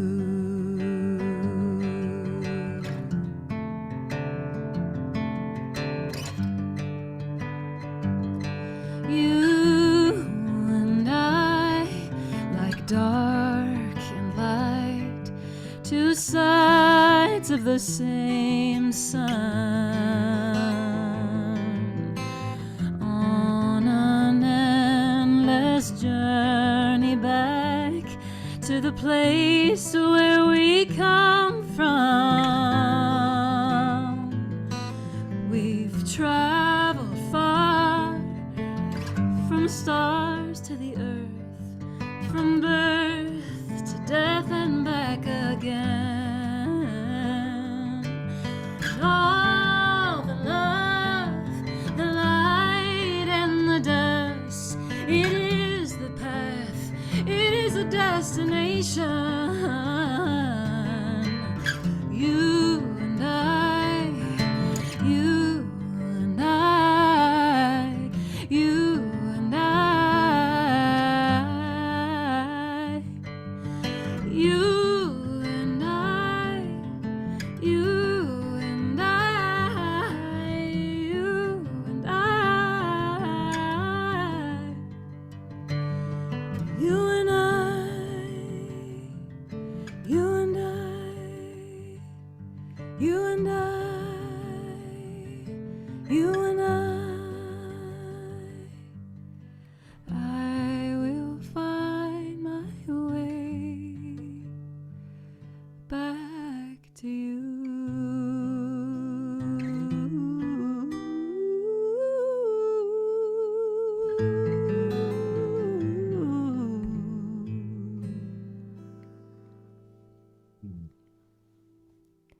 Thank you. Oh, after hearing from these elders that we love so much and respect so much, to have such a soulful song, it's amazing how it all kind of flows together. I love the hearts coming up from Jon. There's just, oh my God, how perfect, Adrienne. For allowing my music to be a part of this event and wishing us all peace and togetherness and returning to each other again and again. One more time, I want to remind people that you can find out all about Adrienne, her music, her upcoming events. I'm definitely going to go see you in Berkeley. That's perfect programming for me. And it's her name, Adrienne, spelt Adrienne, two N's in there. Her last name is ShamSzad, ShamSzad.com. Adrienne ShamSzad.com. Definitely make sure you register to get all on her email list. And Adrienne, God bless you. Thank you so much. Thank you all. Thank you all so much. Yes. Wow. What a beautiful addition to this tribe. I'm going to bring Patricia back up for a moment because I do want us to, we went straight to Adrienne, but I want to go to here on One World because this is one of the big events that's going to be taking place, which of course is featuring Patricia, Living the Loving Way as a Way of Life, the Love Currency Embassy course taught by our wonderful facilitator, Patricia Davis. And so Patricia and Jon, tell us a little bit about this event that's going to be taking place. Well, this is actually the course. If you click on the arrows in the upper left there in that window, yeah, watch what happens. You see there on the left? Aha. So, and each one of those, there's lessons there with a quiz, and each lesson, click on like natural order law. Click on, well, that's the quiz. Click on the one above that. Yeah. And you'll see this has a video of Patricia talking about some really profound ideas. And so it's been lovingly prepared, but Patricia's going to be involved with every co-creation circle that we're doing. So this is the course that's there that I encourage you to go and sit with and study. And maybe Patricia wants to say more about it too. It's the Indigenous Wisdom Institute that we've set up there. Let me just simplify here. I have just like I said before, and I say all the time, is describe, define, and illustrate, and most of all, simplify for the general public from oral tradition and ceremonial language of healing, indigenous healing practices and processes. So it's actually a decision-making process, yes or no. And we engage into our conscience and moral reasoning by just deciding whether our decision is destructive and death-producing or it's constructive and life-affirming. Isn't that something that a tool that is built within us, and we could use it for what it's for? Because we've been listening to the criminal mind. We call that DIGIZ, twisted thinking, and we've been listening to that criminal mind to tell us wrong information for too long. So let's all say yes to what we have all spoke about, and people have beautifully sang, Adrienne, and all of you with your loving hearts. We have come together, and we will live and experience this peace within us and around us, because that's the only truth, is the only real power, and then truth is our protection. Beautiful. Yes, yes, yes. You see, we want to put this into practice. That's what we're talking about, Scott. Not just hearing about it or thinking about it, but actually living the loving way.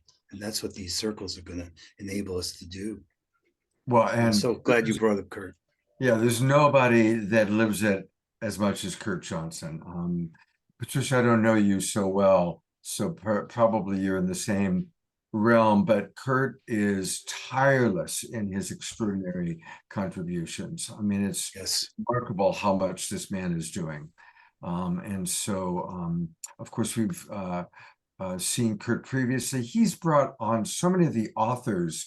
You know, Jon, we have this Authors That We Love series, and many of them are authors that Kurt has really shepherded their books and helped to bring them together. And of course, what he does with Light on Light Press. Well, so many things. Jon, what do you want our audience to know about Kurt? Let's embarrass him a little bit here. Okay, that's easy to do because he's so generous. And he is, in that same, Sommer mentioned it earlier, that difference between pitching and pooling. Everything that Kurt promotes is about all of us. He talks about the impact networks. And whether it's authors that Light on Light are publishing, or the synergy circles that, I mean, he's the voice that is the glue that connects us and keeps us connected and keeps the narrative about all of us, how we're better together. That's just, and that's not, you know, it's not a compliment, it's just an observation. That's just true about Kurt. And he's helped me personally in a lot of meaningful ways. He said, hey, Jon, let's do a blog together. And he's helped amplify the work that I've been doing and we've been doing together in really meaningful ways. He's a real brother. And he's just, like you say, tireless, and he's hardcore. We call it the donkey work. We know, because that's a lot of what it takes, right? It's just to get the emails written and get it out. And Kurt's the guy, and I'm right there with him. Love you, Mr. Johnson, Dr. Johnson. Yeah, right back at you. Now, following on Patricia, what a synchronicity. So this is the portrait of White Buffalo Calf Woman as painted by grandfather White Morning Owl, who is Lakota. He's in his 90s now, lives in Sedona. And one of the other anecdotes about grandfather White Morning Owl is he was very, very close friend of grandfather Gerald Red Elk, also Lakota, who was the representative for indigenous peoples in the global dialogue with the Dalai Lama and so many other people that produced the 9 Points of Agreement Among the World's Religions, which was published in 2006 in a book aptly called The Common Heart. And it certainly expresses the world that we'd like to see, where we'd be living in one common heart. Lots of stories about it, of course, but all the same in love and care. So I'm really glad that I had a chance to jump away and join you guys, because I know that John and others have been talking to you about a lot of things that are happening. And one of the monikers even of Ben Bowler, who I notice is also listening in for all these events that are happening in 2024, is Something's Happening. And so that's what I'm going to talk about. I'm going to take you on just a little journey, not going to take too much of your time, but it's going to kind of say where we came from and where we're going, even in just the next few months. And as I do that, I'll cue Scott to bring up a couple graphics and illustrations that I sent him earlier today. So if you figure that, all of us are kind of the same person, the superorganism of source trying to work for transformation in the world, we're all on the same path for the world we'd all want to see. But if we look just, let's say, through the eyes of the evolutionary leaders, which is a circle of many of the leaders of many of our networks, then there's this an interesting progression that we've gone through that really represents how that is evolved. And back, of course, when the evolutionary leaders were gathered about a decade ago, their first action was this call to conscious evolution.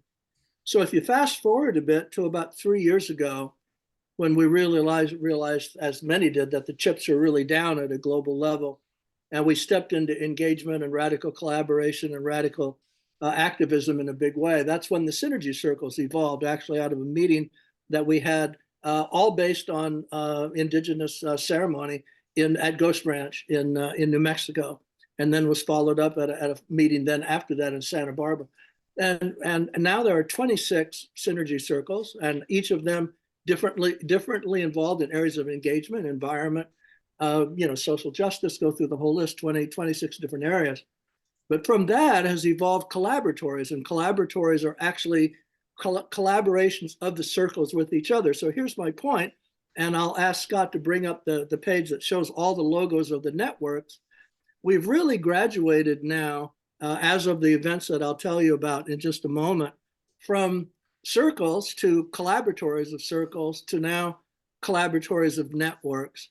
And I'll tell you where to find this later. These are the over 20 networks, and you'll see Global Peace Tribe there, Unity Earth, and Unify, and Evolutionary Leaders, and on, that supported the event in Sedona, and I'll tell you more about that in a moment, but then the symposium and international call to action that we all fielded in February.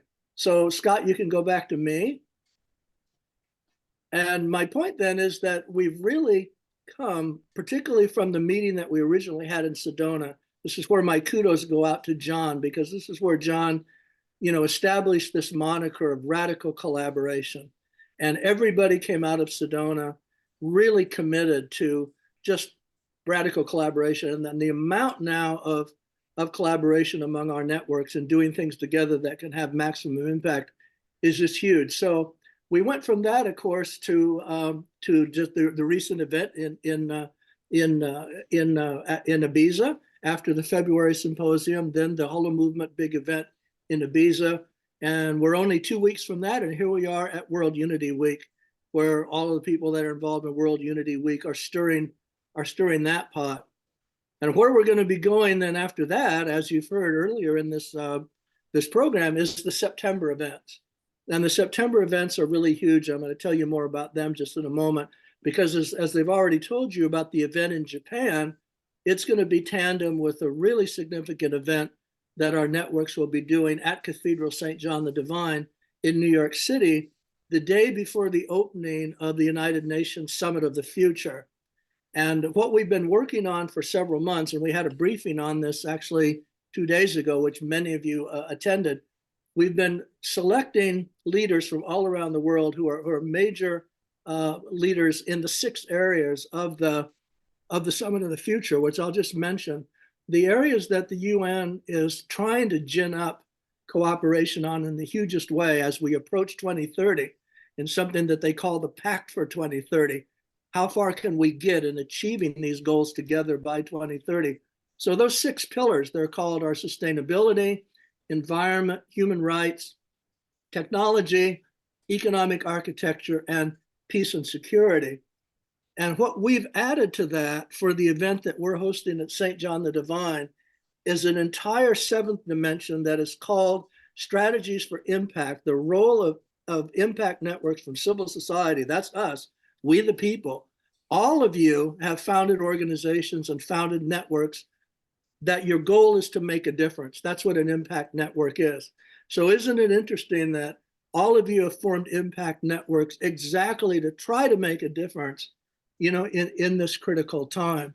And so September is going to be a big month with the events in New York and also the events in Japan, from our networks.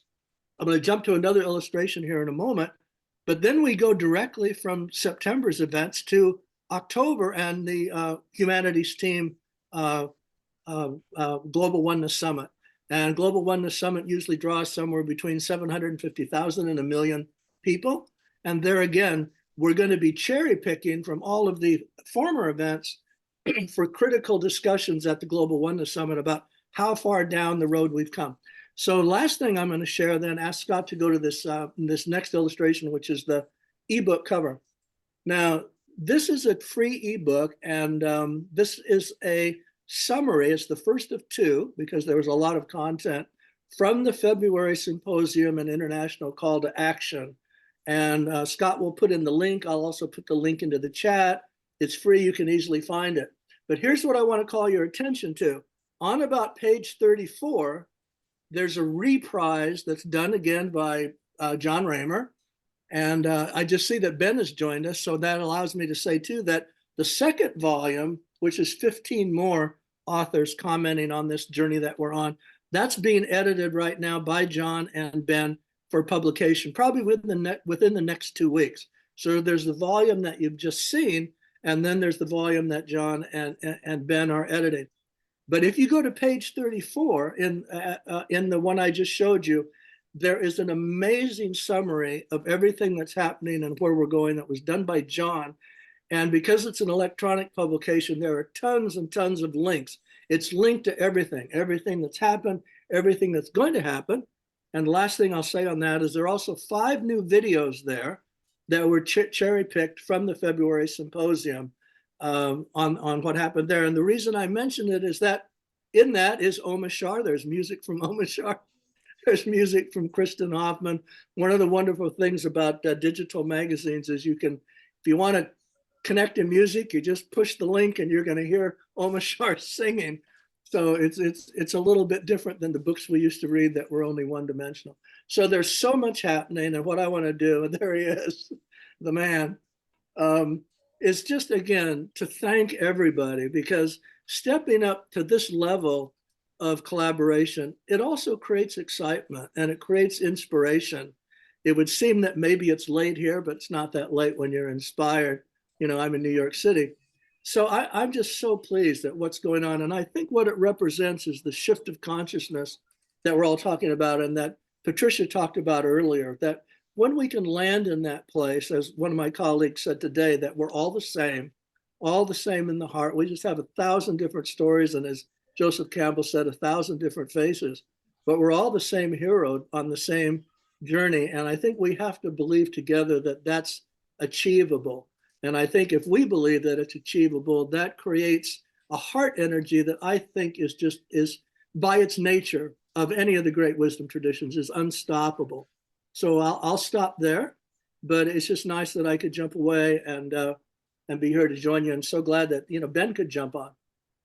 Oh, well, I definitely want to take people. This is the link that I've put into the chat box, but most people that are watching on Facebook through the Sign Network and our YouTube channels. So go to issuu.com/light-on-light/docs, and then Humanities Sacred Mission. I know that's a lot. So people, you might even want to take just a screenshot of that if you're watching on Facebook or YouTube. It's a beautiful ebook. And really, when you go down, you can also see, look at all the amazing things that Kurt Johnson has helped to steward. And we've, many of these books, Awakening of Humanity, we just featured recently. Of course, Our Moment of Choice, we had an entire show about that incredible book. And the Light on Light Press just continues to put the light on. And Kurt, I respect you so much. Thank you. My pleasure to be in the game with all these other great players on the court. So. It's good to see all these good-looking guys and 5 amazing men. I think we need to bring a little feminine energy in. And there's only one woman I know who could handle all 5 of us, and that would be Becky Susick. Yes, good call. Oh, love.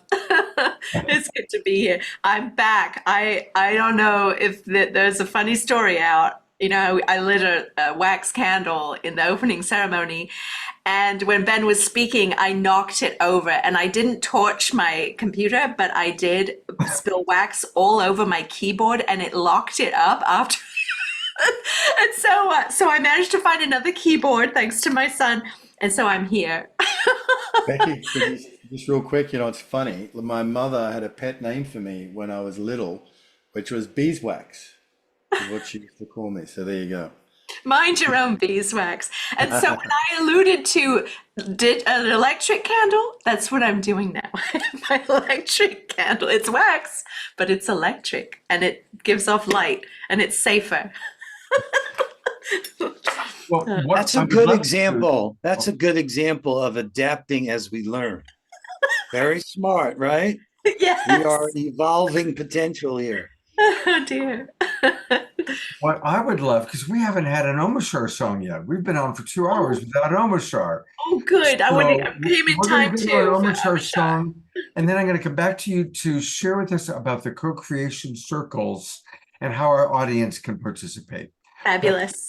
Let's turn it over to our beloved brother Omashar for a moment.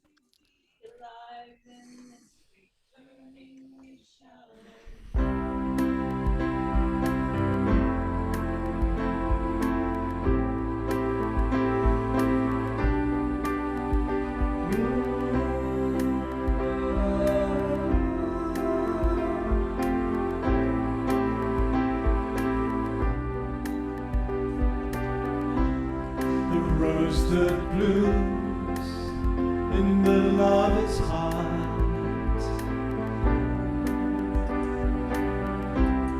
the open rose of this brand new start, 'cause freedom comes with letting go.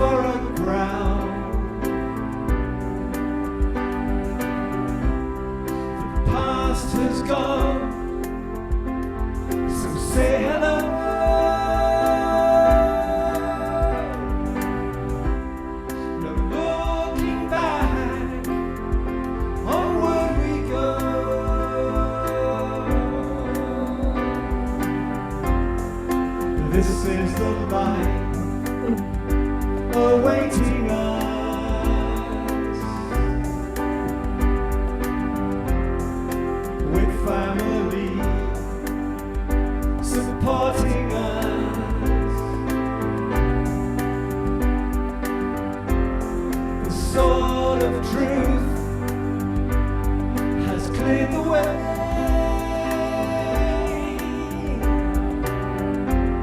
for us to rise our brand new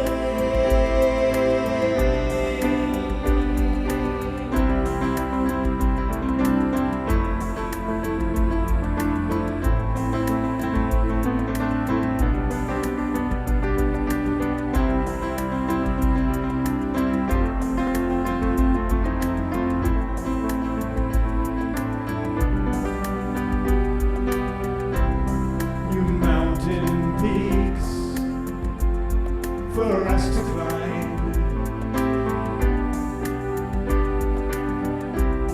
new roads to walk, no reason why. It's time to smile and be as one.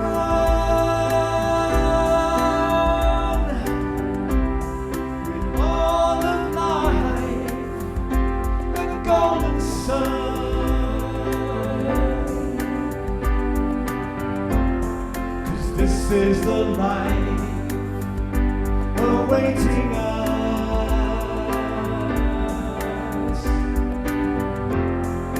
with family supporting us. The sword of truth has cleared the way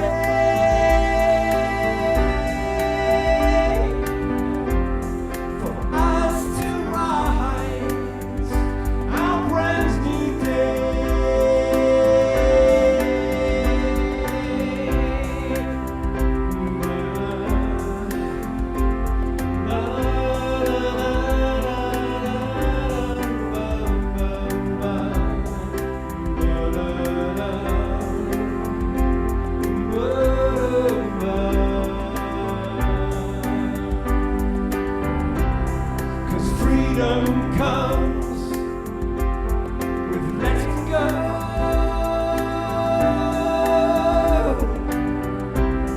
It's life renewed, new seeds to sow.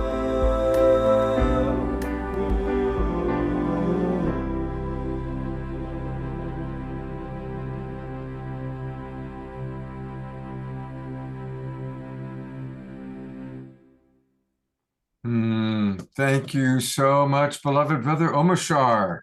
My pleasure. As always. That background, that's a really good one. I know. I wasn't sure what to choose, so I thought, let's go with a little love. Are you going to be participating in some of the other things taking place this week? I'll be joining in most definitely, and if anybody would like music played during any of the sessions, I'm available. But I haven't actually put myself into the mix apart from being a co-creating partner. And so here we are. Hey, Becky, love. Well, that's quite an offer. So I want to make sure John and Becky that are catching. Yes, yes. Because this week I have a relatively open book. I have actually started recording, Scott, so we may get that little box in Bandcamp filled up with my new album. So I know I promised that like a year ago. However, things happen. I know I've stopped mentioning it because I didn't want to, No, it's okay. I don't mind it being rubbed in, and the river flows where it does. And so the box that we're talking about then is when you go to omashar.com, and that's where you can learn all about him. And we always go down to Bandcamp because that's where we want to buy his albums. And it's beautiful, but look at that empty blank space. I know. And we want to fill that space with his newest album. So yeah, the album's called The Lightness of Being. And the songs are all created. In fact, I've got 18 songs, but there'll be 11 on that album. Wow. And, but people don't buy albums anymore, not in the way they used to. People just basically just pick and choose, and like me with Spotify, I have it on Mega Shuffle because I love music from every genre, really. There's nothing that's nicely produced. It doesn't touch my heart. So yeah, Well, thank you. all right, well, go to Bandcamp, buy the albums, and let's hold the vision for the new one coming. And thank you so much, Omashar. And Omashar, since your dance card is full, can you dance with us on Tuesday in the youth plenary that we're doing? It's Tuesday. I'll give you more information if you could play. Do so. What time is that at? So everybody knows. Sure, 11 a.m. to 1 p.m. and we'd love you to do the closing music. So we're doing the Voices for Youth. EDT. Anytime you talk times. I knew that. EDT. Yes, it's a date. So it won't be 9 o'clock when you're singing your time. It'll be closer to 11. So you'll have time. I know. I do get that because I'm a bit of a night owl. Sometimes I'm still up at 3 or 4 in the morning. So yeah, but I will get up for that. Fabulous. I'll send you more info. Thank you so much. Okay, so now Jasmine Bear wants to know all about this incredible opportunity called the Co-Creation Circle. So got the four of you up, and if you, and all of you could just explain what this is all about and how our audience can participate. Yeah. All right, well, let me say this. It's a new compassion game. We are together co-creating these co-creation circles, okay? So you can't get this wrong, and I'm inviting you to play along. I'm really grateful to Kurt for sharing what we did during Awakening to Humanity's Sacred Mission. But that led us here, and we're ready for the next chapter. And what I think is really the most hopeful thing I've seen in a long time. So the combination of what I call ethical AI and indigenous wisdom enables these co-creation circles to pool and deploy resources together. And this shift from pitching to pooling is part of it. Let me just say this, that, Scott, you mentioned the sign network early on. I learned, and it was Tamsin who made this point, that our situations are caused by the patterns. And the patterns are caused by the relationships. Well, when we started the Sign Network and we asked people to let us be admins on their Facebook pages, that was a kind of agreement that made it possible for us to do these sine waves. And I've had a few times in my life where I've seen kind of like around the corner. Now, let's just tell the truth. This AI thing is a huge disruption in everybody's life. It's like another form of COVID. Imagine we were all in a band and all of a sudden this new member shows up that can play like no one's ever heard before. Our music's going to change. How we play and what we play in this new band, in this new configuration is profound. And it doesn't mean it's all good. That's why I wrote that paper. AI doesn't care. That you do, that we do. So we can really start together to learn. And I think I could be helpful here. But what I realized in telling the story, and I want to let Becky and Ben add to this, but it's tied to exactly what Kurt was talking about. Because when we did the Awakening to Humanity's Sacred Mission, here's what happened. I just had to go to ChatGPT. I said, okay, we're awakening humanity's sacred mission. What the hell would that look like? How would I know humanity was awake? I was stunned. It came back with 14 indicators. Now that was amazing, but what was even more amazing is we immediately got unanimous consent. I said, isn't that interesting? If it didn't come from any one of us, but came from all of us, it was thumbs up. I started to see, look at the potential for taking all of this input and summarizing it and putting it forward. And it was really breathtaking. And what I'm proposing is that we do this together. We took those same 14 indicators, and they're in the book. Kurt put them in the book. And I'm going to put the link to the chat directly to that page. Right. I mean, and it really became interesting. I said, boy, let's say we took those indicators and we grouped them into 7 sessions. We had these 7 circles. And here, I'm going to show you my screen for a second. Here's what Kurt was sharing here. But what I did was, and you can have access to all of this. That's part of the trust, is you got to know that I promise you that will be transparent and there will be integrity in this process. When we looked at those indicators, this idea of bridging ethical AI and indigenous wisdom, these co-creation circles for pooling and deploying resources. This is that thread from Humanity's Sacred Mission.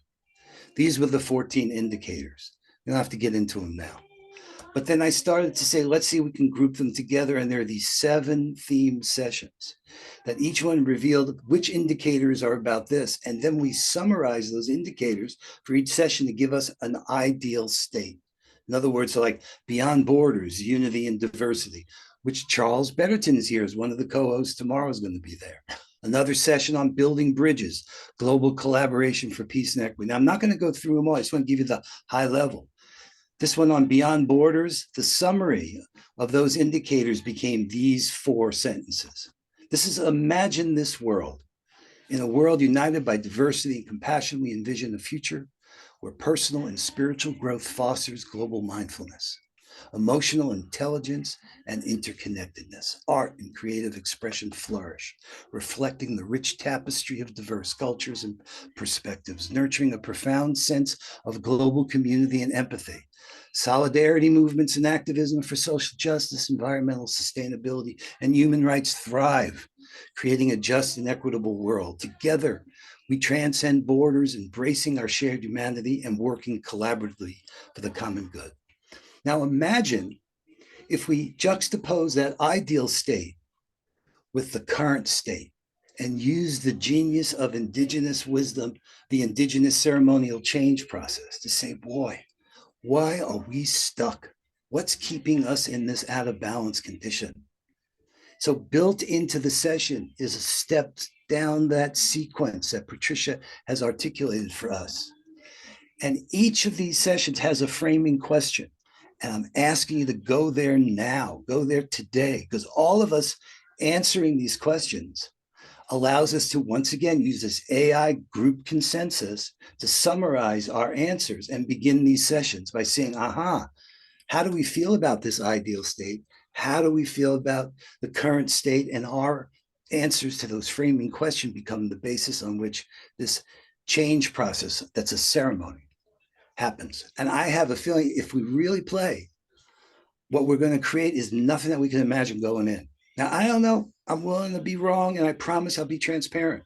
But I just, my instincts tell me we're really on to something, combining ethical AI, indigenous wisdom, and these pooling of our wisdom to deploy resources, to actually do the work we need to do to get Kurt what he needs to have the deep and rapid transformation that he's been working on in September be something beyond anything he could have done without our support. And what Ben's visioning for Unite for Peace, the global broadcast in September, and what you're doing with youth, this is a chance for us to really turn what we have into what we need. I think there's a pathway there. I could sense it. Am I excited about this enough or what? You are really passionate about it. I'm really excited about it. And I know we've had a lot of comments in the chat. The way we're using AI, we are actually using it intentionally and conscious. We're not using it in the way that a lot of AI is using us in the world. We're consciously using it to come up with a group consensus. It's not something that we just take the answer and then put it into play. We review it and we use our human consciousness to relate with it. So I'm really excited. I put the question link in the chat, and you can answer one question. You can skip through. I think the only required field is your name and your email address so we can communicate with you. You can answer the questions. You can be as elaborate as you'd like to. You don't have to answer all of them. You can go back to the forum the day after tomorrow and do the next day's question. But what we'll do is we'll take the collective essence of our answers and begin each of our co-creation sessions with the group consensus answer to get us talking, thinking, learning, growing, and engaging. So I'm really excited about it, and I'm grateful to you, Jon, for your imagination and the way the answer to how is yes, and you are the wizard of yes. And so I'm really grateful to the way you are always reframing and looking at it, and it doesn't stay stale at all with you. So thank you, brother. She put in the chat box, but here, oh, whoops, wrong one. I'm going to go to the document that you can find. And, this is why it's really good to come into the Zoom room where you can get the links to all of these things easily. This is the co-creation circle. That's the form, right? That form has the framing question. So if you go next there, right, that's the overview. Each session. I think you have to put your email to do it, though. Yeah, put an email in there. Yeah. That's all you got to do. And that lets you have access to all the data. So that's what I promised. So here's the ideal state on top. There's the framing question. That little image to just remind you of the summary of the indicators for that session. Now go to the next one, right? Next session is on building bridges, global collaboration for peace and equity. Well, here was the vision of the ideal state. Give us the answer to that question above. You see, just above there, Kurt, Scott. Yeah. Right there, you put in your answer. Then what we do is take all of those answers and summarize them. And we wrote a prompt that says, okay, we've had these answers. This is what we're trying to accomplish. What's the summary? And that summary statement, then we're going to begin our session. We'll be able to use that little Mentimeter to say, is that really aligned with us or not aligned with us? So we're going to continue to keep acting with consensus, which Patricia will tell you that was the mistake we made when we set up our democracy. Mm-hmm. We said we don't have tolerance for it. We need representational form of government. No, we can make decisions together, and in doing so, I think we're going to harness our collective power like we haven't before to do good in the world, to actually make the changes in the patterns that we need to do to bring about the world that we're so hungry for. I remember as you're talking about this, there was a movie a long time ago called Zardoz. Zardoz. I don't know if any of you remember it. Sean Connery was in it. It was a science fiction film. And what I'm remembering is a scene where it's in the future. And when it's time to make decisions, the community comes together, they drop in and they telepathically each vote. Each one puts in their vision, their concept, and that's how the group collective makes decisions. And so I'm just remembering that scene in the movie as you're describing this, John. Yeah, I mean, disunity is where we're stuck. We're all pitching, we all have the answer, right? Well, wait a minute. Maybe our answer, the synergized version of what we're up to. We synergize humanity for regenerative unity. That's how we unite humanity to restore Mother Earth. So just want to encourage everybody to fill that form out. I've actually filled it out twice so far, John. That's fine. That's fine. Answer the questions, and it's they're fun questions to ask, and it's easy to go through it. Now, for those of you who are not in the Zoom room, there is still time to do this. And it's really easy. Just go to globalpeacetribe.com, just like what's behind me, globalpeacetribe.com. And that's where you can learn all about us. You can learn all about the different people that we have on our shows, all the different things that happen, and then just click register for the new season. That'll take you to our registration page. There's all sorts of different levels you can come in on, but at any of those levels, you're going to immediately get the links to all of our Zoom rooms. We do shows every Wednesday and Saturday night, and you'll get the links, and you can come right in right now. We still have some show left that we're going to do. We're going to have a beautiful K.E.S. group healing that's going to happen. So you can still come on in and get into the chat box and get the links to what's happening. Also, in addition to our show every Wednesday and Saturday night, we now are doing a film series. We had a film last night that was very powerful. And we've got all sorts of extra events happening. It's summertime, so we're going to be coming to you from some of the festivals happening.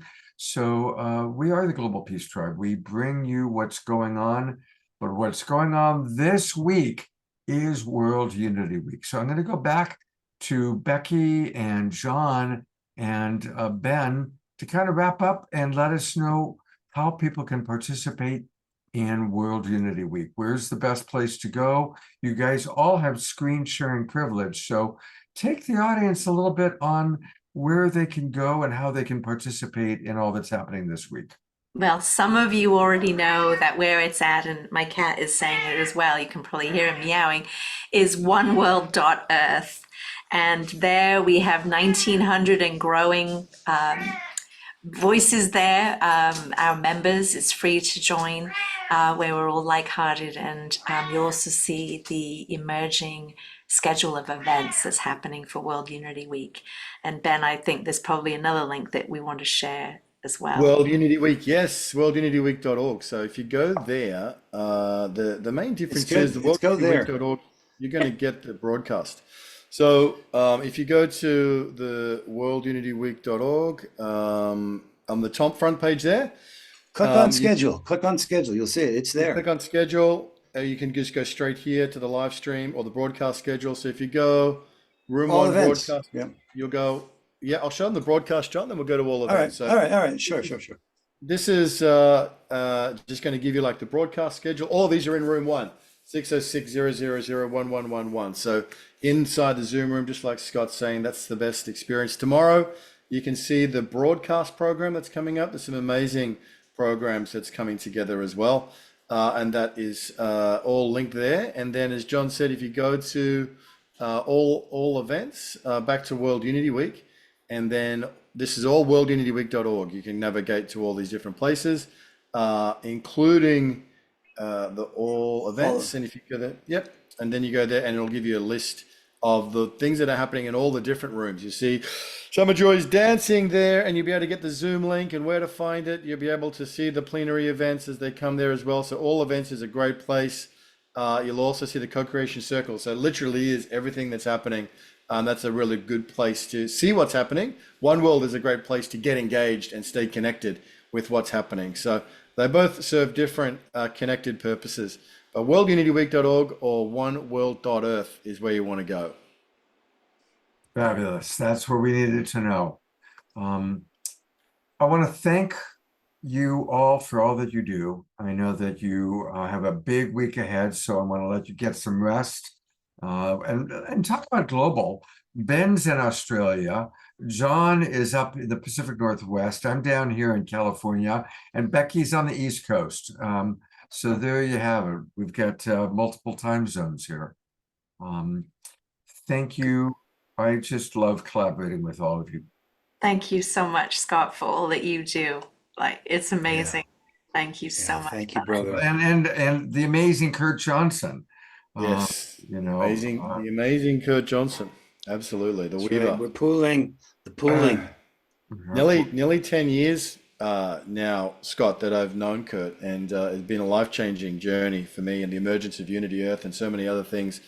Kurt's at the center of pretty much everything. That when we say there's something happening, there's a face to that phrase, and that's Kurt Johnson. So great show tonight, Scott. Fantastic. Loved all the contributions, Kurt, John, Becky, and of course Patricia Ann Davis and Adrianna, and Adrienne, the musician, was amazing. I thought tonight's show was just phenomenal. Thank you, Scott. Day one is coming towards an end, and what a beautiful way for us to close. Absolutely. Thank you so much. And, you know, a reminder that... how did you get there? Summer's dancing. That was Summer's just open the door.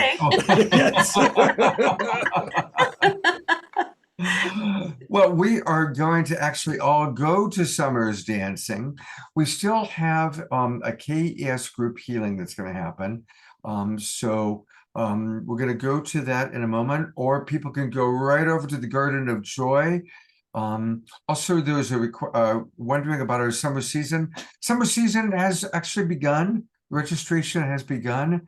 We've got 2 more weeks of the previous season. Our new season officially, the new Zoom room links start July 1st. But the summer season has begun. So this is a good time to register if you've not registered for our new season. I just put the link into the chat box. So you go to globalpeacetribe.com and you can register. People may want to swing over to Summer Joy's Dance-a-thon. I'm going to, of course, stay on and host our video with Norman Love. But we're going to have one final Omashar song. We always like to conclude with Omashar. So, Mr. Omashar, I'm turning over to you, partner. And thanks again, John, Becky, Kurt, Ben. Thank you all so very much. Thank you, Scott. Thank you, brother.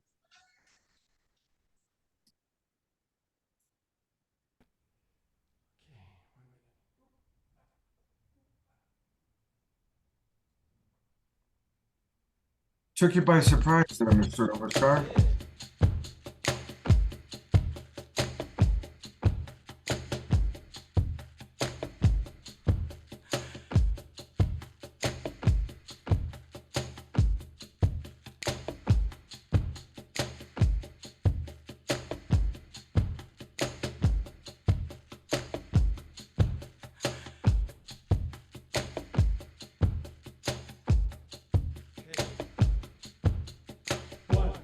Two, 1, 2, 3, 4.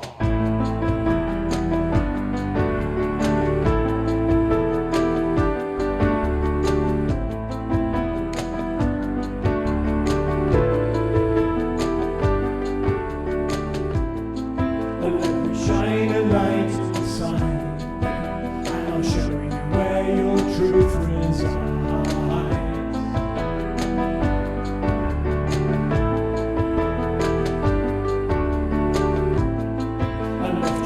Up to the skies, and I'll prove to you that nothing dies.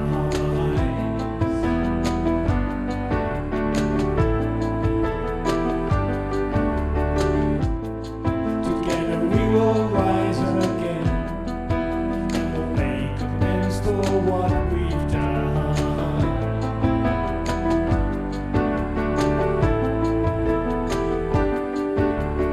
I know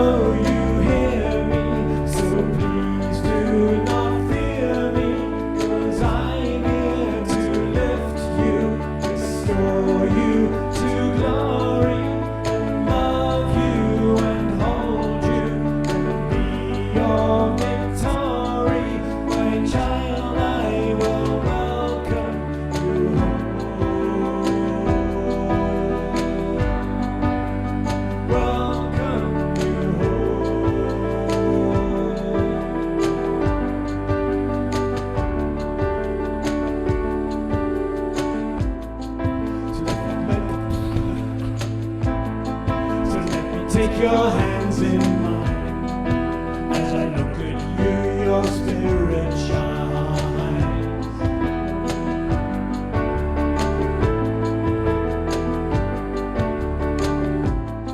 You see, it's true that we are one, and we came out from the central sun.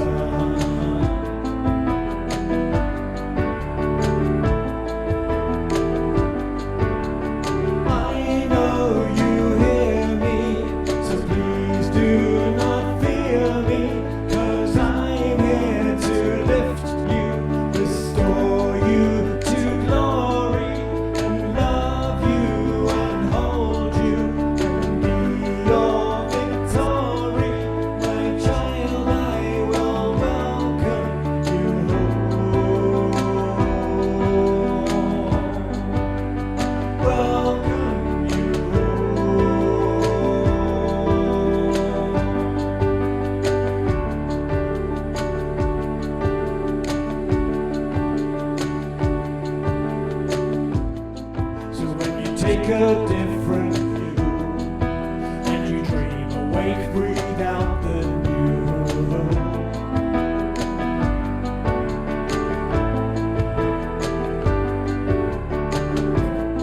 The world will come alive again as we dance and sing and make new friends.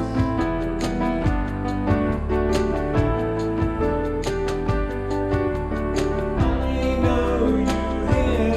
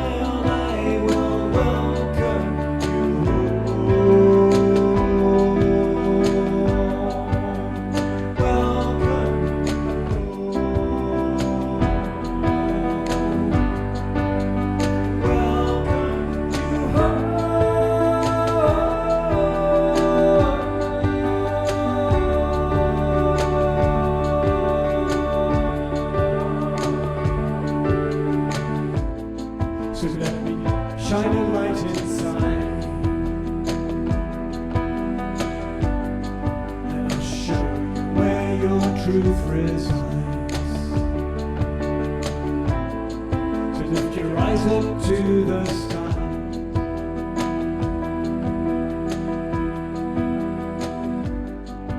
And I'll prove to you that nothing does.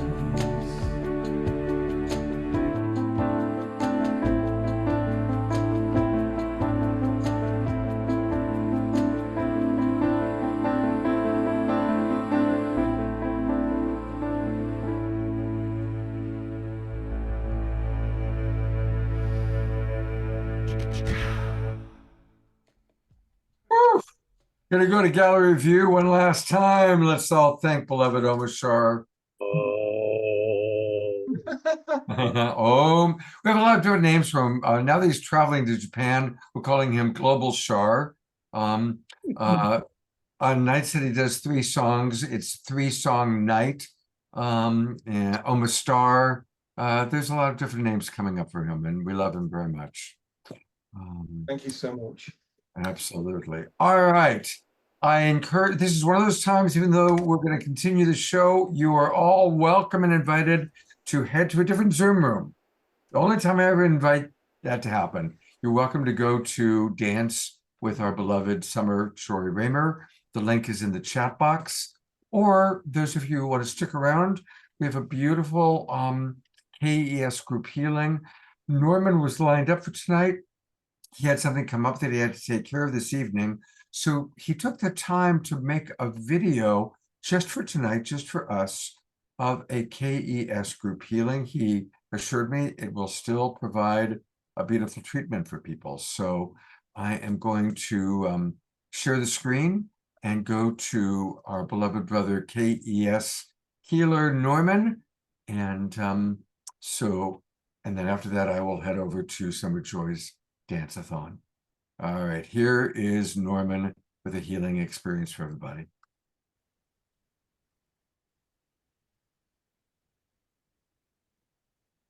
Thank you, everyone. Hi. Thank you, Scott, for having me on once again. As always, it's a pleasure to be here with everyone. I always have such a great time and it's just amazing when the session is done and noticing the energy that we all created. So let us begin with our Christic energetic system healing for today, June 15, 2024. The healing will connect remotely to everyone watching and to everyone who watches afterwards. There's a certain point where you have to say yes to agree to the healing. If you don't say yes, you won't get anything from it. But if you do say yes, then it will work on you. So everyone will just now breathe and drop in, become centered. You all know how to do that. Just do some grounding, whichever way you can. Maybe if you just see yourself standing, and this white light comes down from the top of your head into your crown and slowly goes down your center column, down, down, down through your feet, and like a beam, it shoots down, down, down through the earth, through the earth's core, and connects to the crystal core of the earth. Feel now as that crystal core kind of pulls you down energetically, that white light, and you can feel yourself connecting to the earth. Now see the earth send that energy back up to you, fully charged with electrons, negative ions, up through the base of your feet, up through that column again, into your heart, feeling grounded and connected to the earth as we take a couple of breaths.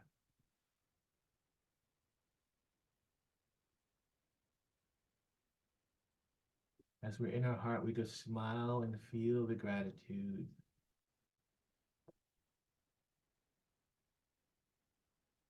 We smile just for the simple idea that it's good for our health and it feels good.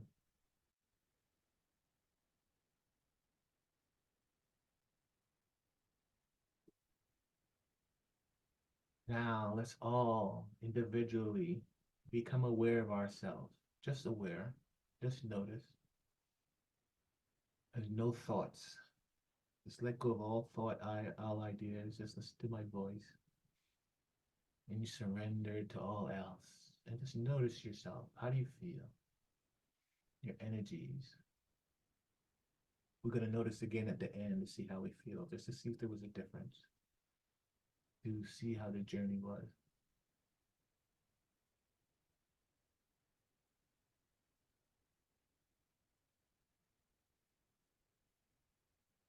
Now, from an individual perspective of noticing yourself, just now notice you are in a container with everyone else that's listening at the moment. You're sitting around like a campfire. It could be anywhere you want. We're all sitting around, and just see where you're sitting. And just notice everyone else around you. This is the group container.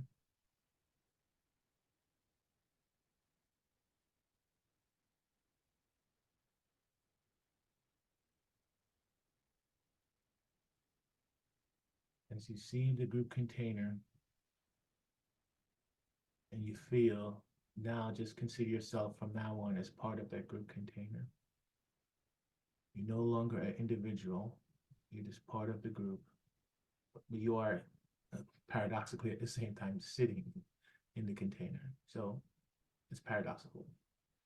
You notice, but you are a group. That should be easy for this crowd. Now, let me say a prayer to connect us remotely. Still of mind and clear of heart, I enter now into the cosmic port of holding, where the higher selves of all the beloveds for the awakening now show, today, June 15, 2024, that are present, and anyone that might watch this video in the future awaits.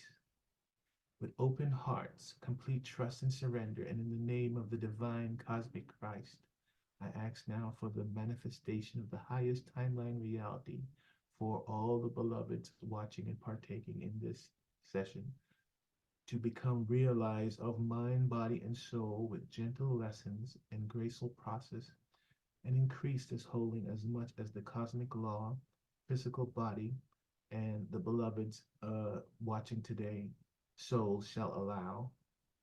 I choose now to live in a reality where the healings have already been accomplished, the fates have been altered, and our prayers answered through thine holy presence of love. While honoring the free will of all, I give my complete thanks and gratitude for all that has already occurred through thine mighty presence and thine eternal light. I am free, the soul is free, all is free. Amen.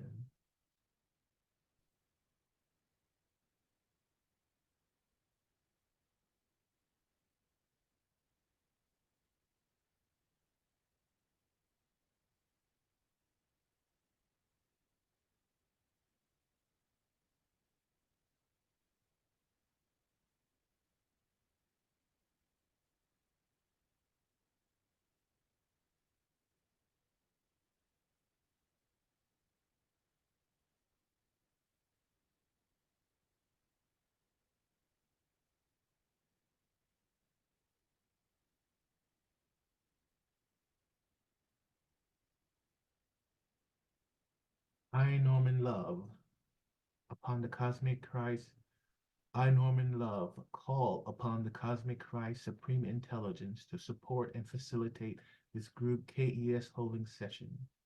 I ask permission from all receivers present to receive this group holding with the highest good and divine grace for all involved. If you agree to this remote session, just say now out loud, yes. I request on behalf of all the beloveds who have said yes. Session of the Divine Intelligence of Christic Energy System to receive this session of the Divine Intelligence of Christic Energy System with grace and ease and with joy. I invite the Cosmic Christ energy to connect with us now in the most appropriate way for all involved. May all that transpires in this microcosmic reflection of our group constellation support and uplift the ascension of the entire human collective and all sentient life.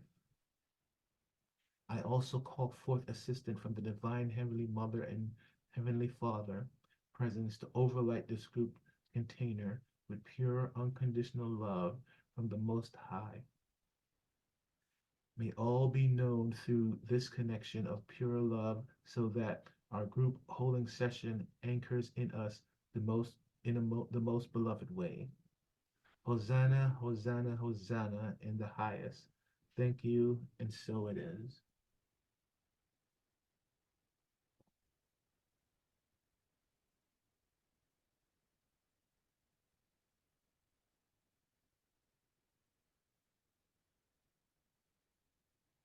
We now have secure, strong group connection.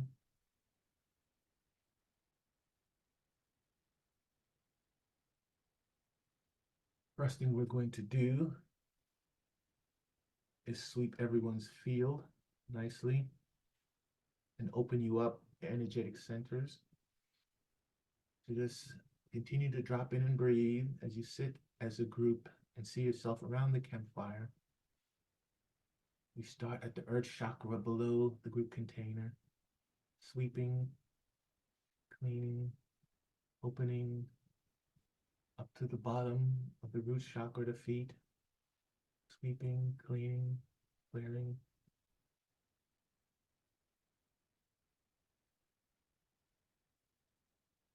Breathe and relax. You might even notice some energetics as we work with the root chakra,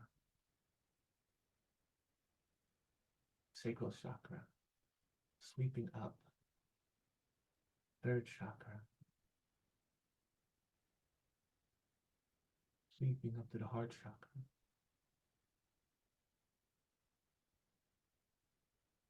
up to the throat chakra, clearing, opening,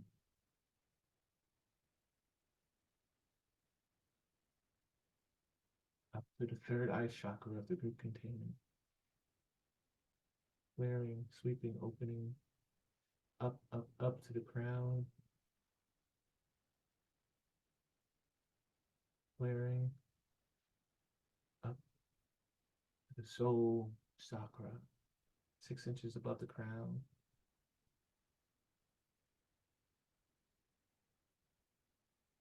Notice if you notice anything as we opened up the group's energetics, clearing your field.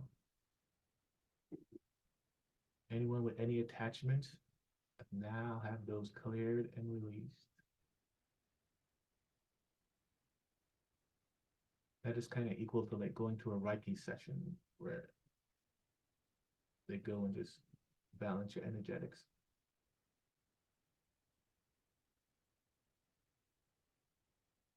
And you sit and just continue to breathe and notice as we continue to work on the field, all the individuals in the container, clearing, removing all that doesn't serve you at this time from your energetic field.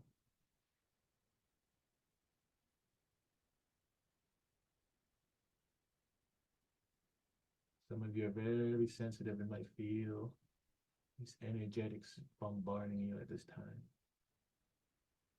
Christic energies.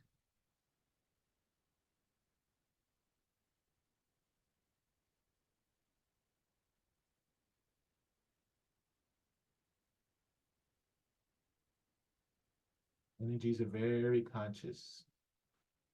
They just move through me. I'm not doing anything. It's doing everything, clearing. It knows exactly where to go in each individual's energetic field. That's why they call it the energetic system, because all issues start at the energetics. And then later on, they manifest as physical to even get your attention even more. But if we deal with them at the energetic level, you'll never see them in the physical.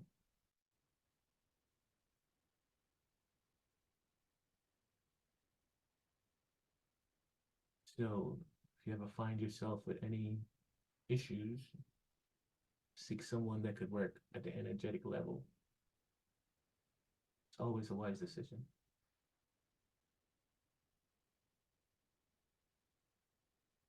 And now we'll just send some direct crystic light to the heart chakra of the group container.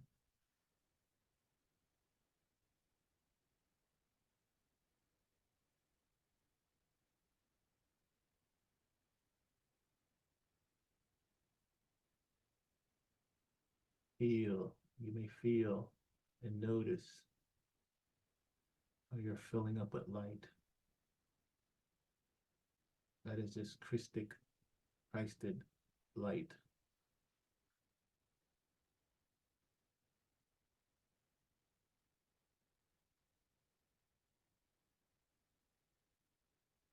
Balancing any energetics that's out of alignment at this time. Different for each individual, as we all may need something someplace else. Whatever part of your system, chakra is out of alignment, it'll go there and work on it, just neutralizing it, balancing it.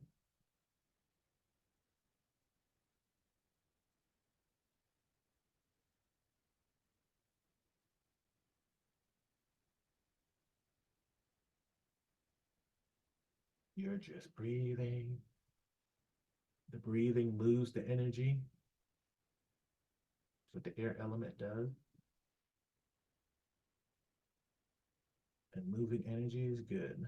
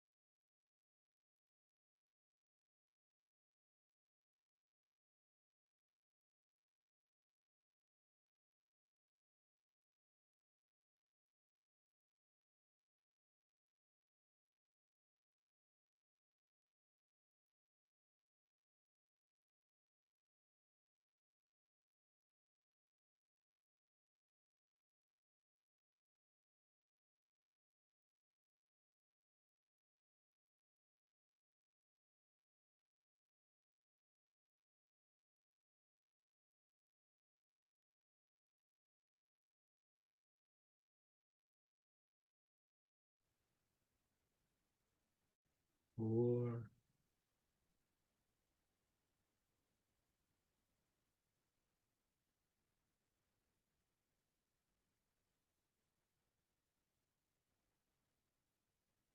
five,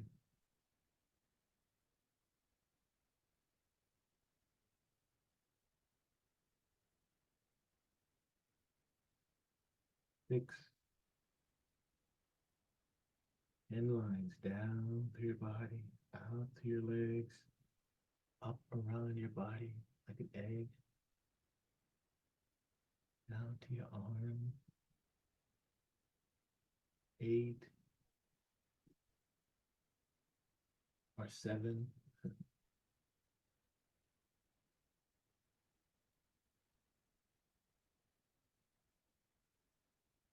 8.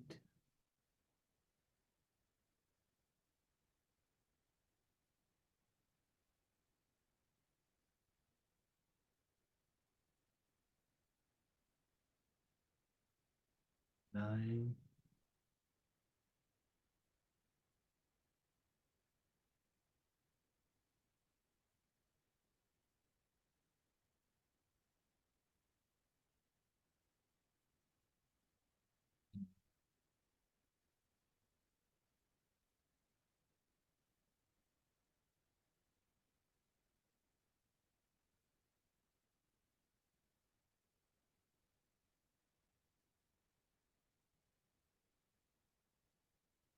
All the beloveds present,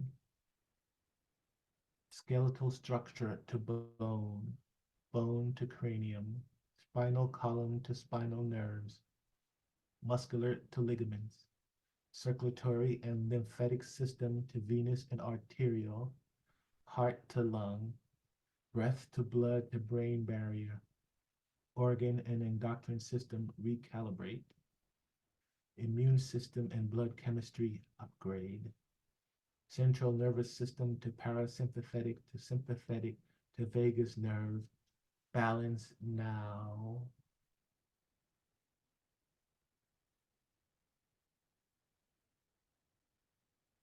What that does is just upgrades and align a lot of your body systems.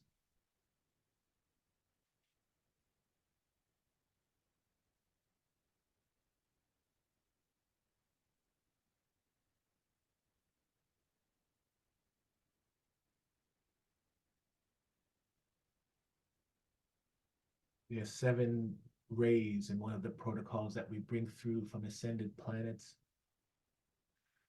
and to help us heal. And before this session, I asked what would be the best for this group today, June 15th. And the answer was the sun, the moon. The moon is the diamond white ray. And so we're going to use that to sweep our field, as you'll see in a moment.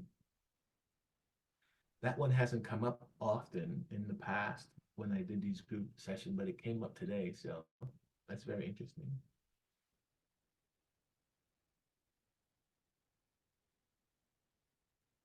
See yourself again, just sitting, being aware. Put yourself into your heart.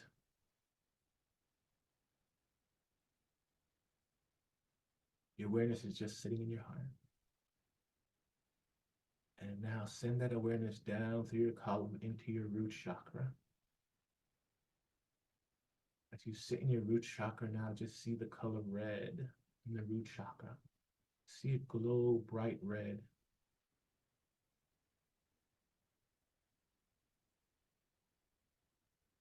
This should activate your root chakra, and you might even start to feel in the base of your spine as you're sitting, that redness just activate.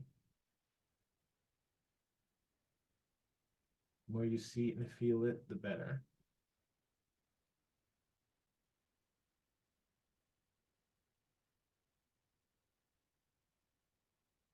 Now, see that redness shoots down, down, down below you into the earth, connecting to the root of the earth, the crystal core of the earth, like when you grounded. Send those energies back up from the earth, all the way up again to that core, the redness, connecting back to your root, but keep going up, up, up to the other chakra, to your spinal, up to your heart.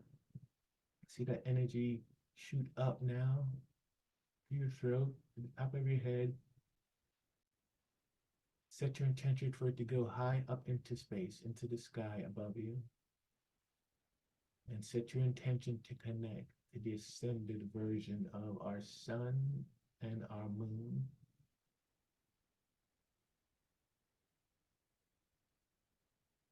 That intention will connect you to the ascended version of the sun and the moon. We ask the sun and the moon to send down the energies that could be used to clear any and all variations from the body at this time. Anything that's out of alignment with the Christed light, Christed self, the higher self.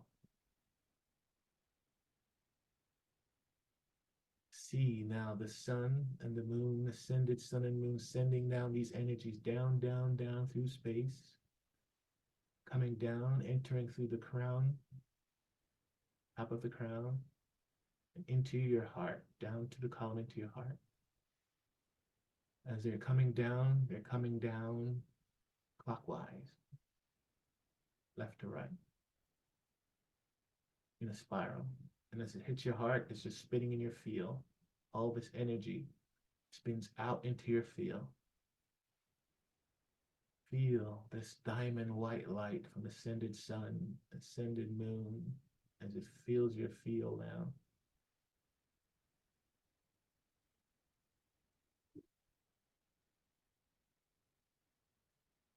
Continue to feel this energy as it comes down through your column, this diamond white light, hitting your heart, spinning into your field, filling your field with this diamond white ascended energies.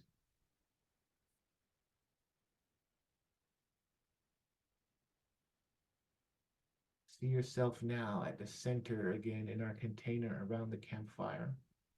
And as we sit there in the middle of the fire, around, in the center, is this diamond white light that we formed in our heart, spinning. And now we're going to see it burst out into concentric circles from the center, poof, going out, hitting us, and then going out beyond the circle.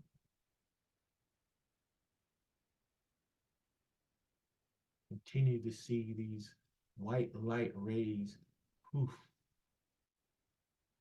as they go from the center outwards. With each pulse,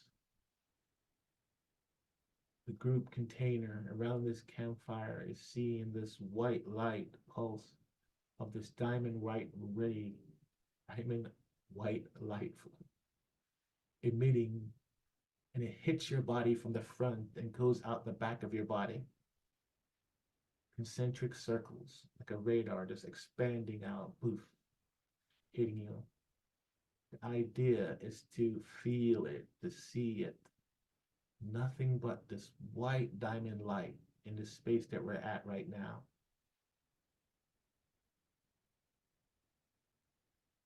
Continuously pulsating from the center outwards, hitting your body. And as it goes through you, every second, poof, the idea is to feel this white light as it hit every cell of your body, hits the skin, hits the bone, goes to you like an X-ray. You're feeling that diamond white light wash through you. You are made of energy, so this white light energy is cleansing the energy field that you are, removing anything that is out of alignment with your true self. We call these variations, these ideas that we pick up in this lifetime. We now let go of them as they are washed over and over again by this diamond white light, continuously pulsing, poof, poof. Continue to see as your own individualized, as you're sitting in this campfire, and all you can see is this white light permeating everything. Nothing but diamond white light. But there is this pulsing that starts from the center and goes out. And as it hits you, you feel it. Notice each pulse, how it's cleansing your energetic system, cleansing the physical body, removing anything that doesn't serve you from the front, and just takes it with it as it goes through you, cleansing you.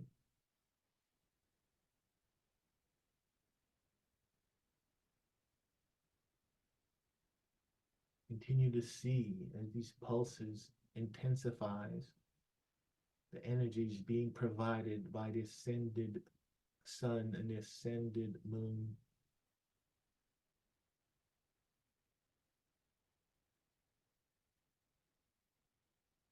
The pulsing should be visceral. Poof. Very important to see it. Feel what it's doing to your heart center as it goes through your heart chakra, cleansing your heart, cleansing your throat chakra. Focus on any parts of your body you feel called to do so. And just notice how that white light hits it, front to back, clearing, removing.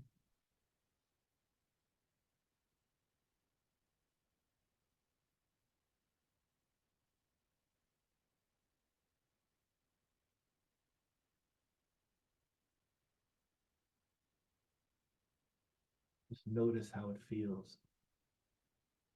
Notice how you're feeling compared to when we first started. What is the difference? Is there more light somewhere?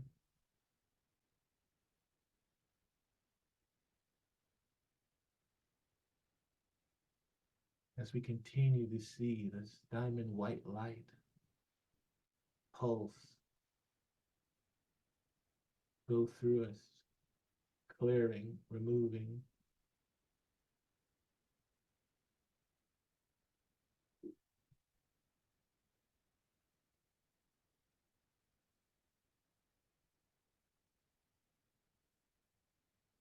It will continue to pulse.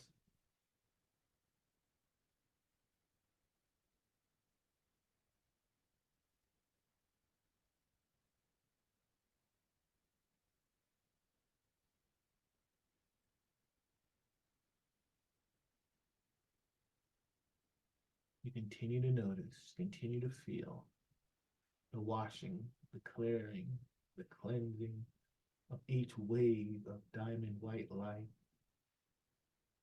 Notice how it hits the bones, the brain.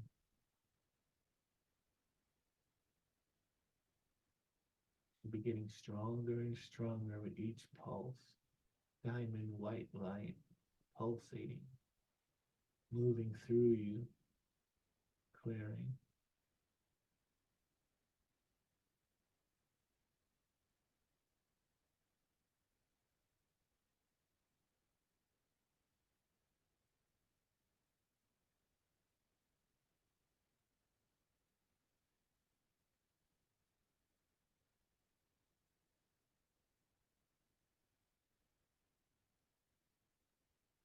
You need to breathe now.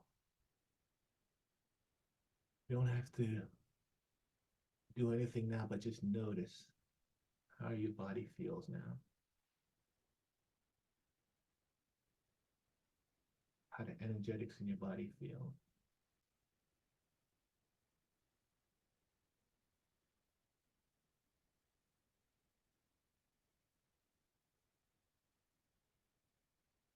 As we sit down, just let the energy settle down naturally. Just notice as you continue to breathe and moving the energies where it needs to go.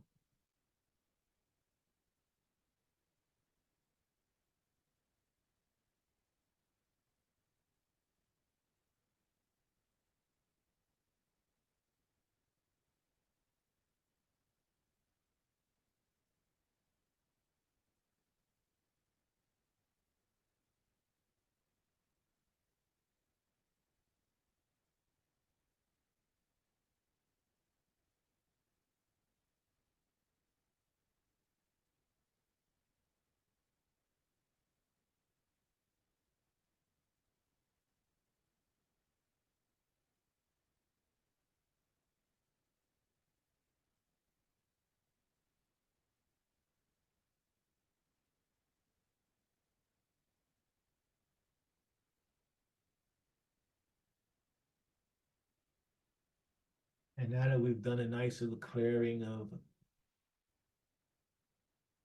any and all variation that needs to be removed at this time, and we've let the energies die down, we're now going to bring in one of the virtues of righteousness. As you sit and just notice and be in your heart, notice and call in, set your intentions to bring into your heart, bring into our container the virtue of righteousness. By just set your intention and calling it in, you'll notice how it feels, and it'll start to come in stronger and stronger.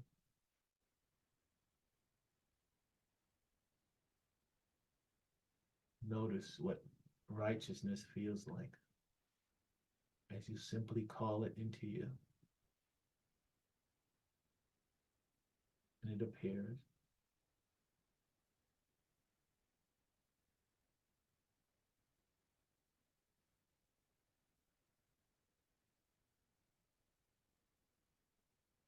Notice the difference, the shift. That is what righteousness feels like.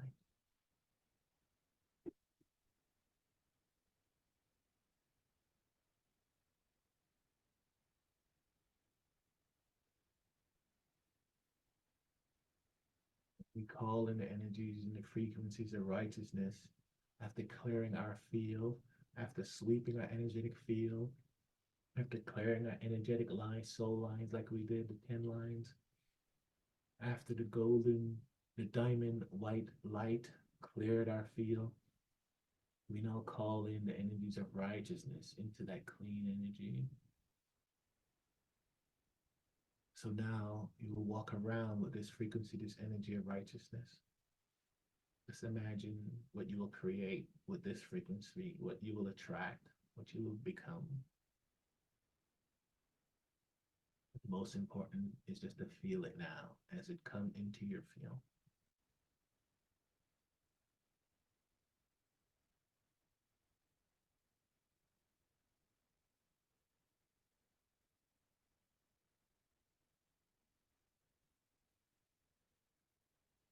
Notice the strength,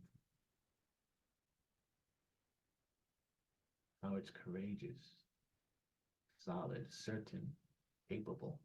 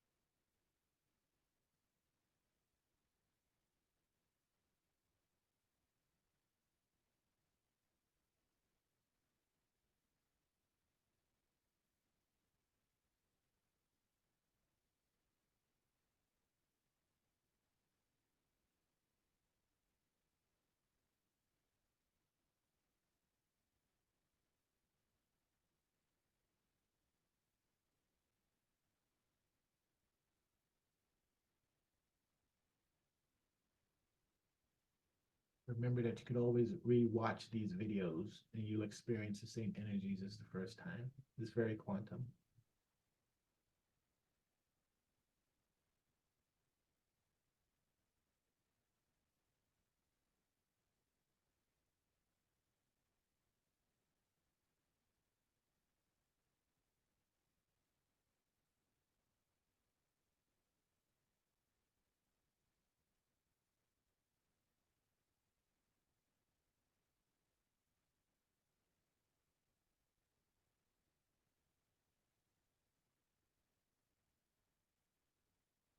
So we're clearing the energetic fields.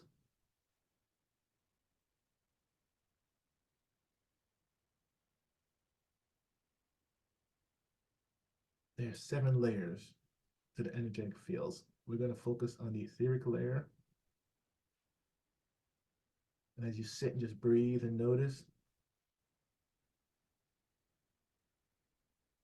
we're going to clear and work on the etheric layer of the container, everyone in the container.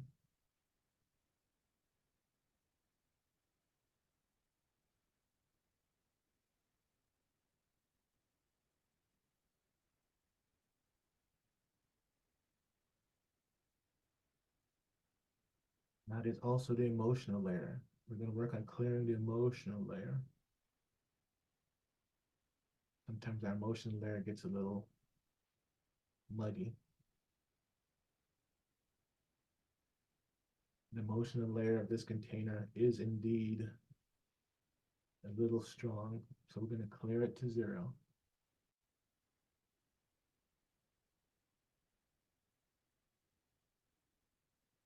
Just want to reset to 0, everything, to be just pure awareness. We don't need those thoughts and energies. Clear the emotional layer.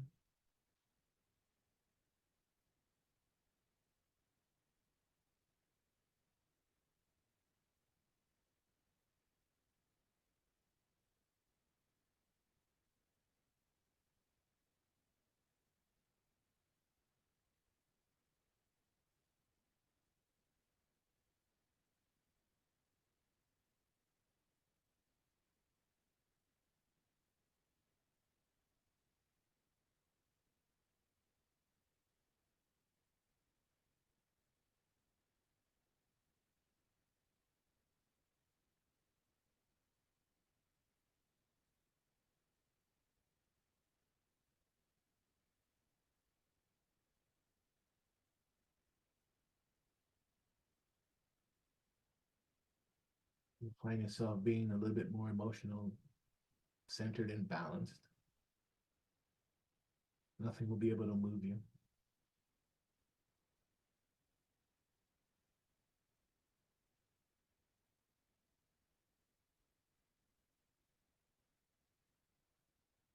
We're going to go to the mental layer. I haven't cleaned the emotional and the etheric. We're going to go to the mental layer of our fields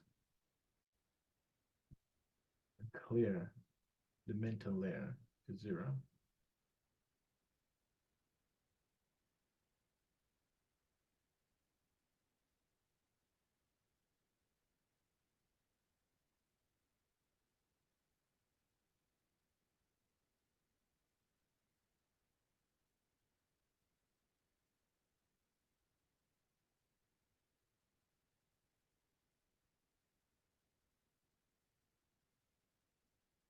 Everyone is in good mental state for this container because that was pretty clear. I'm guided to share something I have written on my wall is that the past is memory. The future is in our imagination. There is just now. Let's work on the astral layer of the field. Astral layer ruled by the 4th chakra, the heart chakra. Clear that space where we hang out when we go to sleep in the astral dream space. With the clear astral layer, you have a much better sleep experience.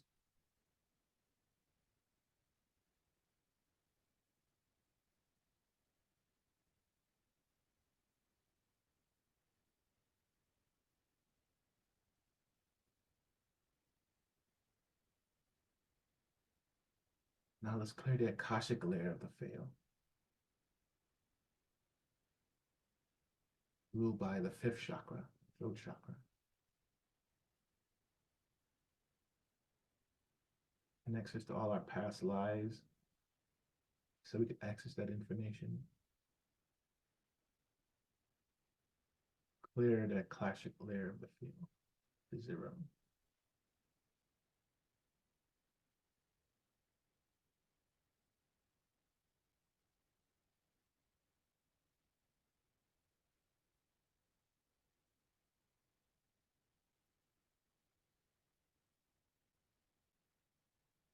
We now clear the Atmic layer of the field. That's the layer of the field that connects us to our oversoul. More of who we truly are, where we experience all our thousands of lives, fractals. Set this layer to feel, we start to remember all our lifetimes. Memories come back.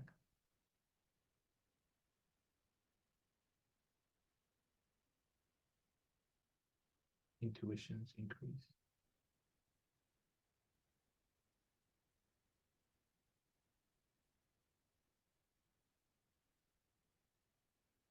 And also the third eye chakra.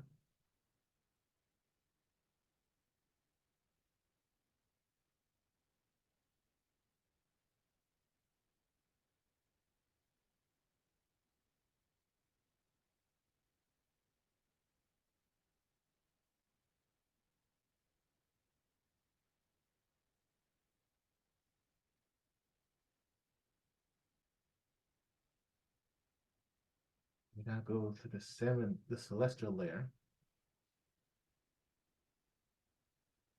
around the crown chakra. That's the layer that connects us to the creator, source,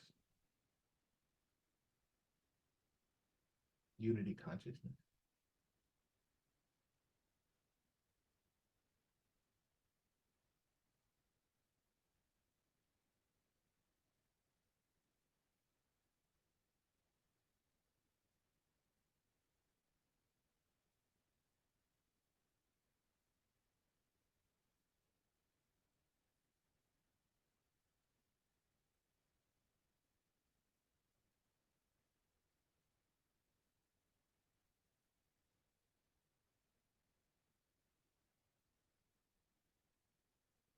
This group is in good shape. That was a fast clearing of all 7 fields. It's pretty good. That means everyone is okay. And so my energetics is feeling really good right now. When you provide these, you facilitate these healings, the energies move through you and you're kind of getting a healing at the same time that you provide one to people. And so what we just did was just work on the energetic field. Some of you might be able to feel how your field is cleaner and you're more centered now and more stable than when we started. And with a clean field, you're less likely to get wobbles and to be moved by when you interact stuff out in the world, because you'll be deeply rooted. And it's like going to the gym. The more you practice these clearings and these energies and connecting to the Christed energies and feeling them like you guys felt it, we did the diamond white light ray, it just gets stronger and stronger. And you connect more and more to these layers of the fields till you just really energetically master them, and then you embody them. And so it's always good to try to either get healing sessions like this so that you could embody that experience, like going to the gym. And you don't have to always, although you could always get it from Scott's The Awakening Now show, you could always get free healing sessions, but there's also, you get one-on-one with a provider. But there's also, the best way is just to become, K.E.S, Christic Energetic System has 3 levels, K.E.S 1, 2, and 3. And anyone could just go and sign up and do K.E.S 1, which allows you to work on your own. And you could just clear your own energetic field, sweep it open. And then it gets more advanced with 2, where you could start to heal other people. And then 3, you could do group healings and stuff like that. But all that is available if you guys, I just share it because I am so glad that I did it. And if you're interested, it's at twinray.com. And it's just part of the holding energetic system that our teachers provide there. So I wanted to share that. So anyone could do it. It's not something that just certain people could do it. You just do it and you practice it. And so hopefully now that we've opened and cleansed the energetic field, we've sent Christic energies to the body, and it's just healing, balancing where it's needed.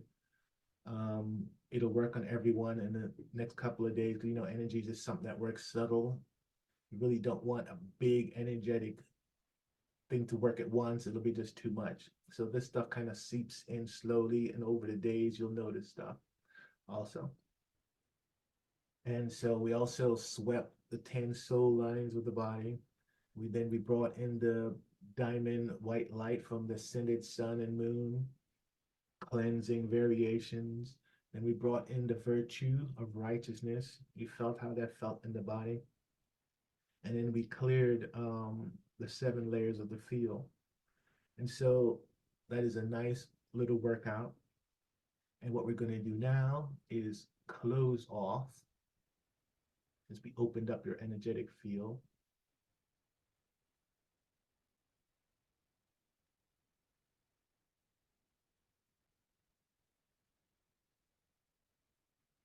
We don't want to leave you open up. We want to close off your field, seal, starting at your crown, the group container, sweeping it one final time, closing it, down to the crown, third eye,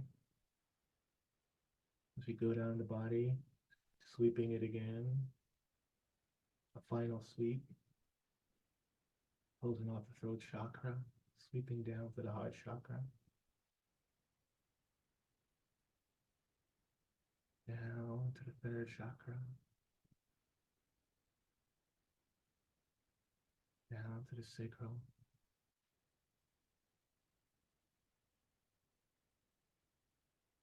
down to the root,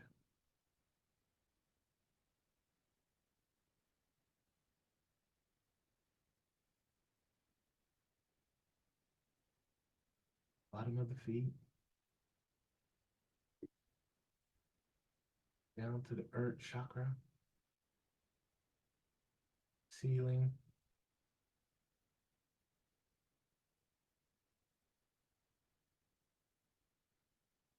and with that, we're complete. Thanks everyone for partaking. Hope everyone have a great rest of your night and a weekend. Back to you, Scott.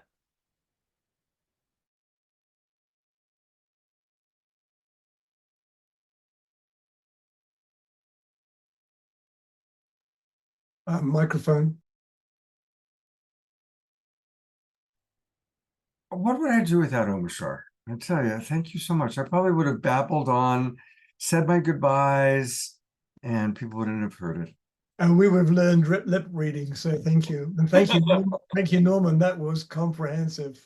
Yeah. Norman's, he's beautiful. He's a beautiful man. Yeah. Felt every moment. Yeah. Well, thank you everybody for watching. I want to acknowledge people watching on FaceTime and on Facebook and on Zoom and on YouTube and watching recordings and the extraterrestrials that are going to study this 1,000 years from now to try and figure out what was going on just before humanity had that big. Any thoughts from tonight's show that stood out for you, Omashar? Just that we're all doing this together, and there is such a weaving of the ancient indigenous to the future now, and it's palpable, and it's almost beyond words to summate, but it just feels really alive and exciting to be a part of it. And so that is what I get from tonight and every night, but it's getting more and more like that every time. These shows never cease to amaze me, never. Well, you are such an essential part of it, brother, and it's so beautiful to watch. I mean, everybody just loves you. It's thank you so much for the opportunity. Thank you. And thank you, Carol Craig. I love reading that. Dr. Laura. Susan is still with us. George, Ayada. Thank you, everybody. It's time to go over to the Sign Network. In order to do that, I've got to leave the Zoom room. So let's all go dance with Summer Joy. The link is in the chat box. Or if you go to signnetwork.zoom.us, My Garden of Love. That's going to be too hard for people to remember. So you just got to come into the Zoom room and get it. I'll also post it on my Facebook page. That's what I'll do. So I'm copying it.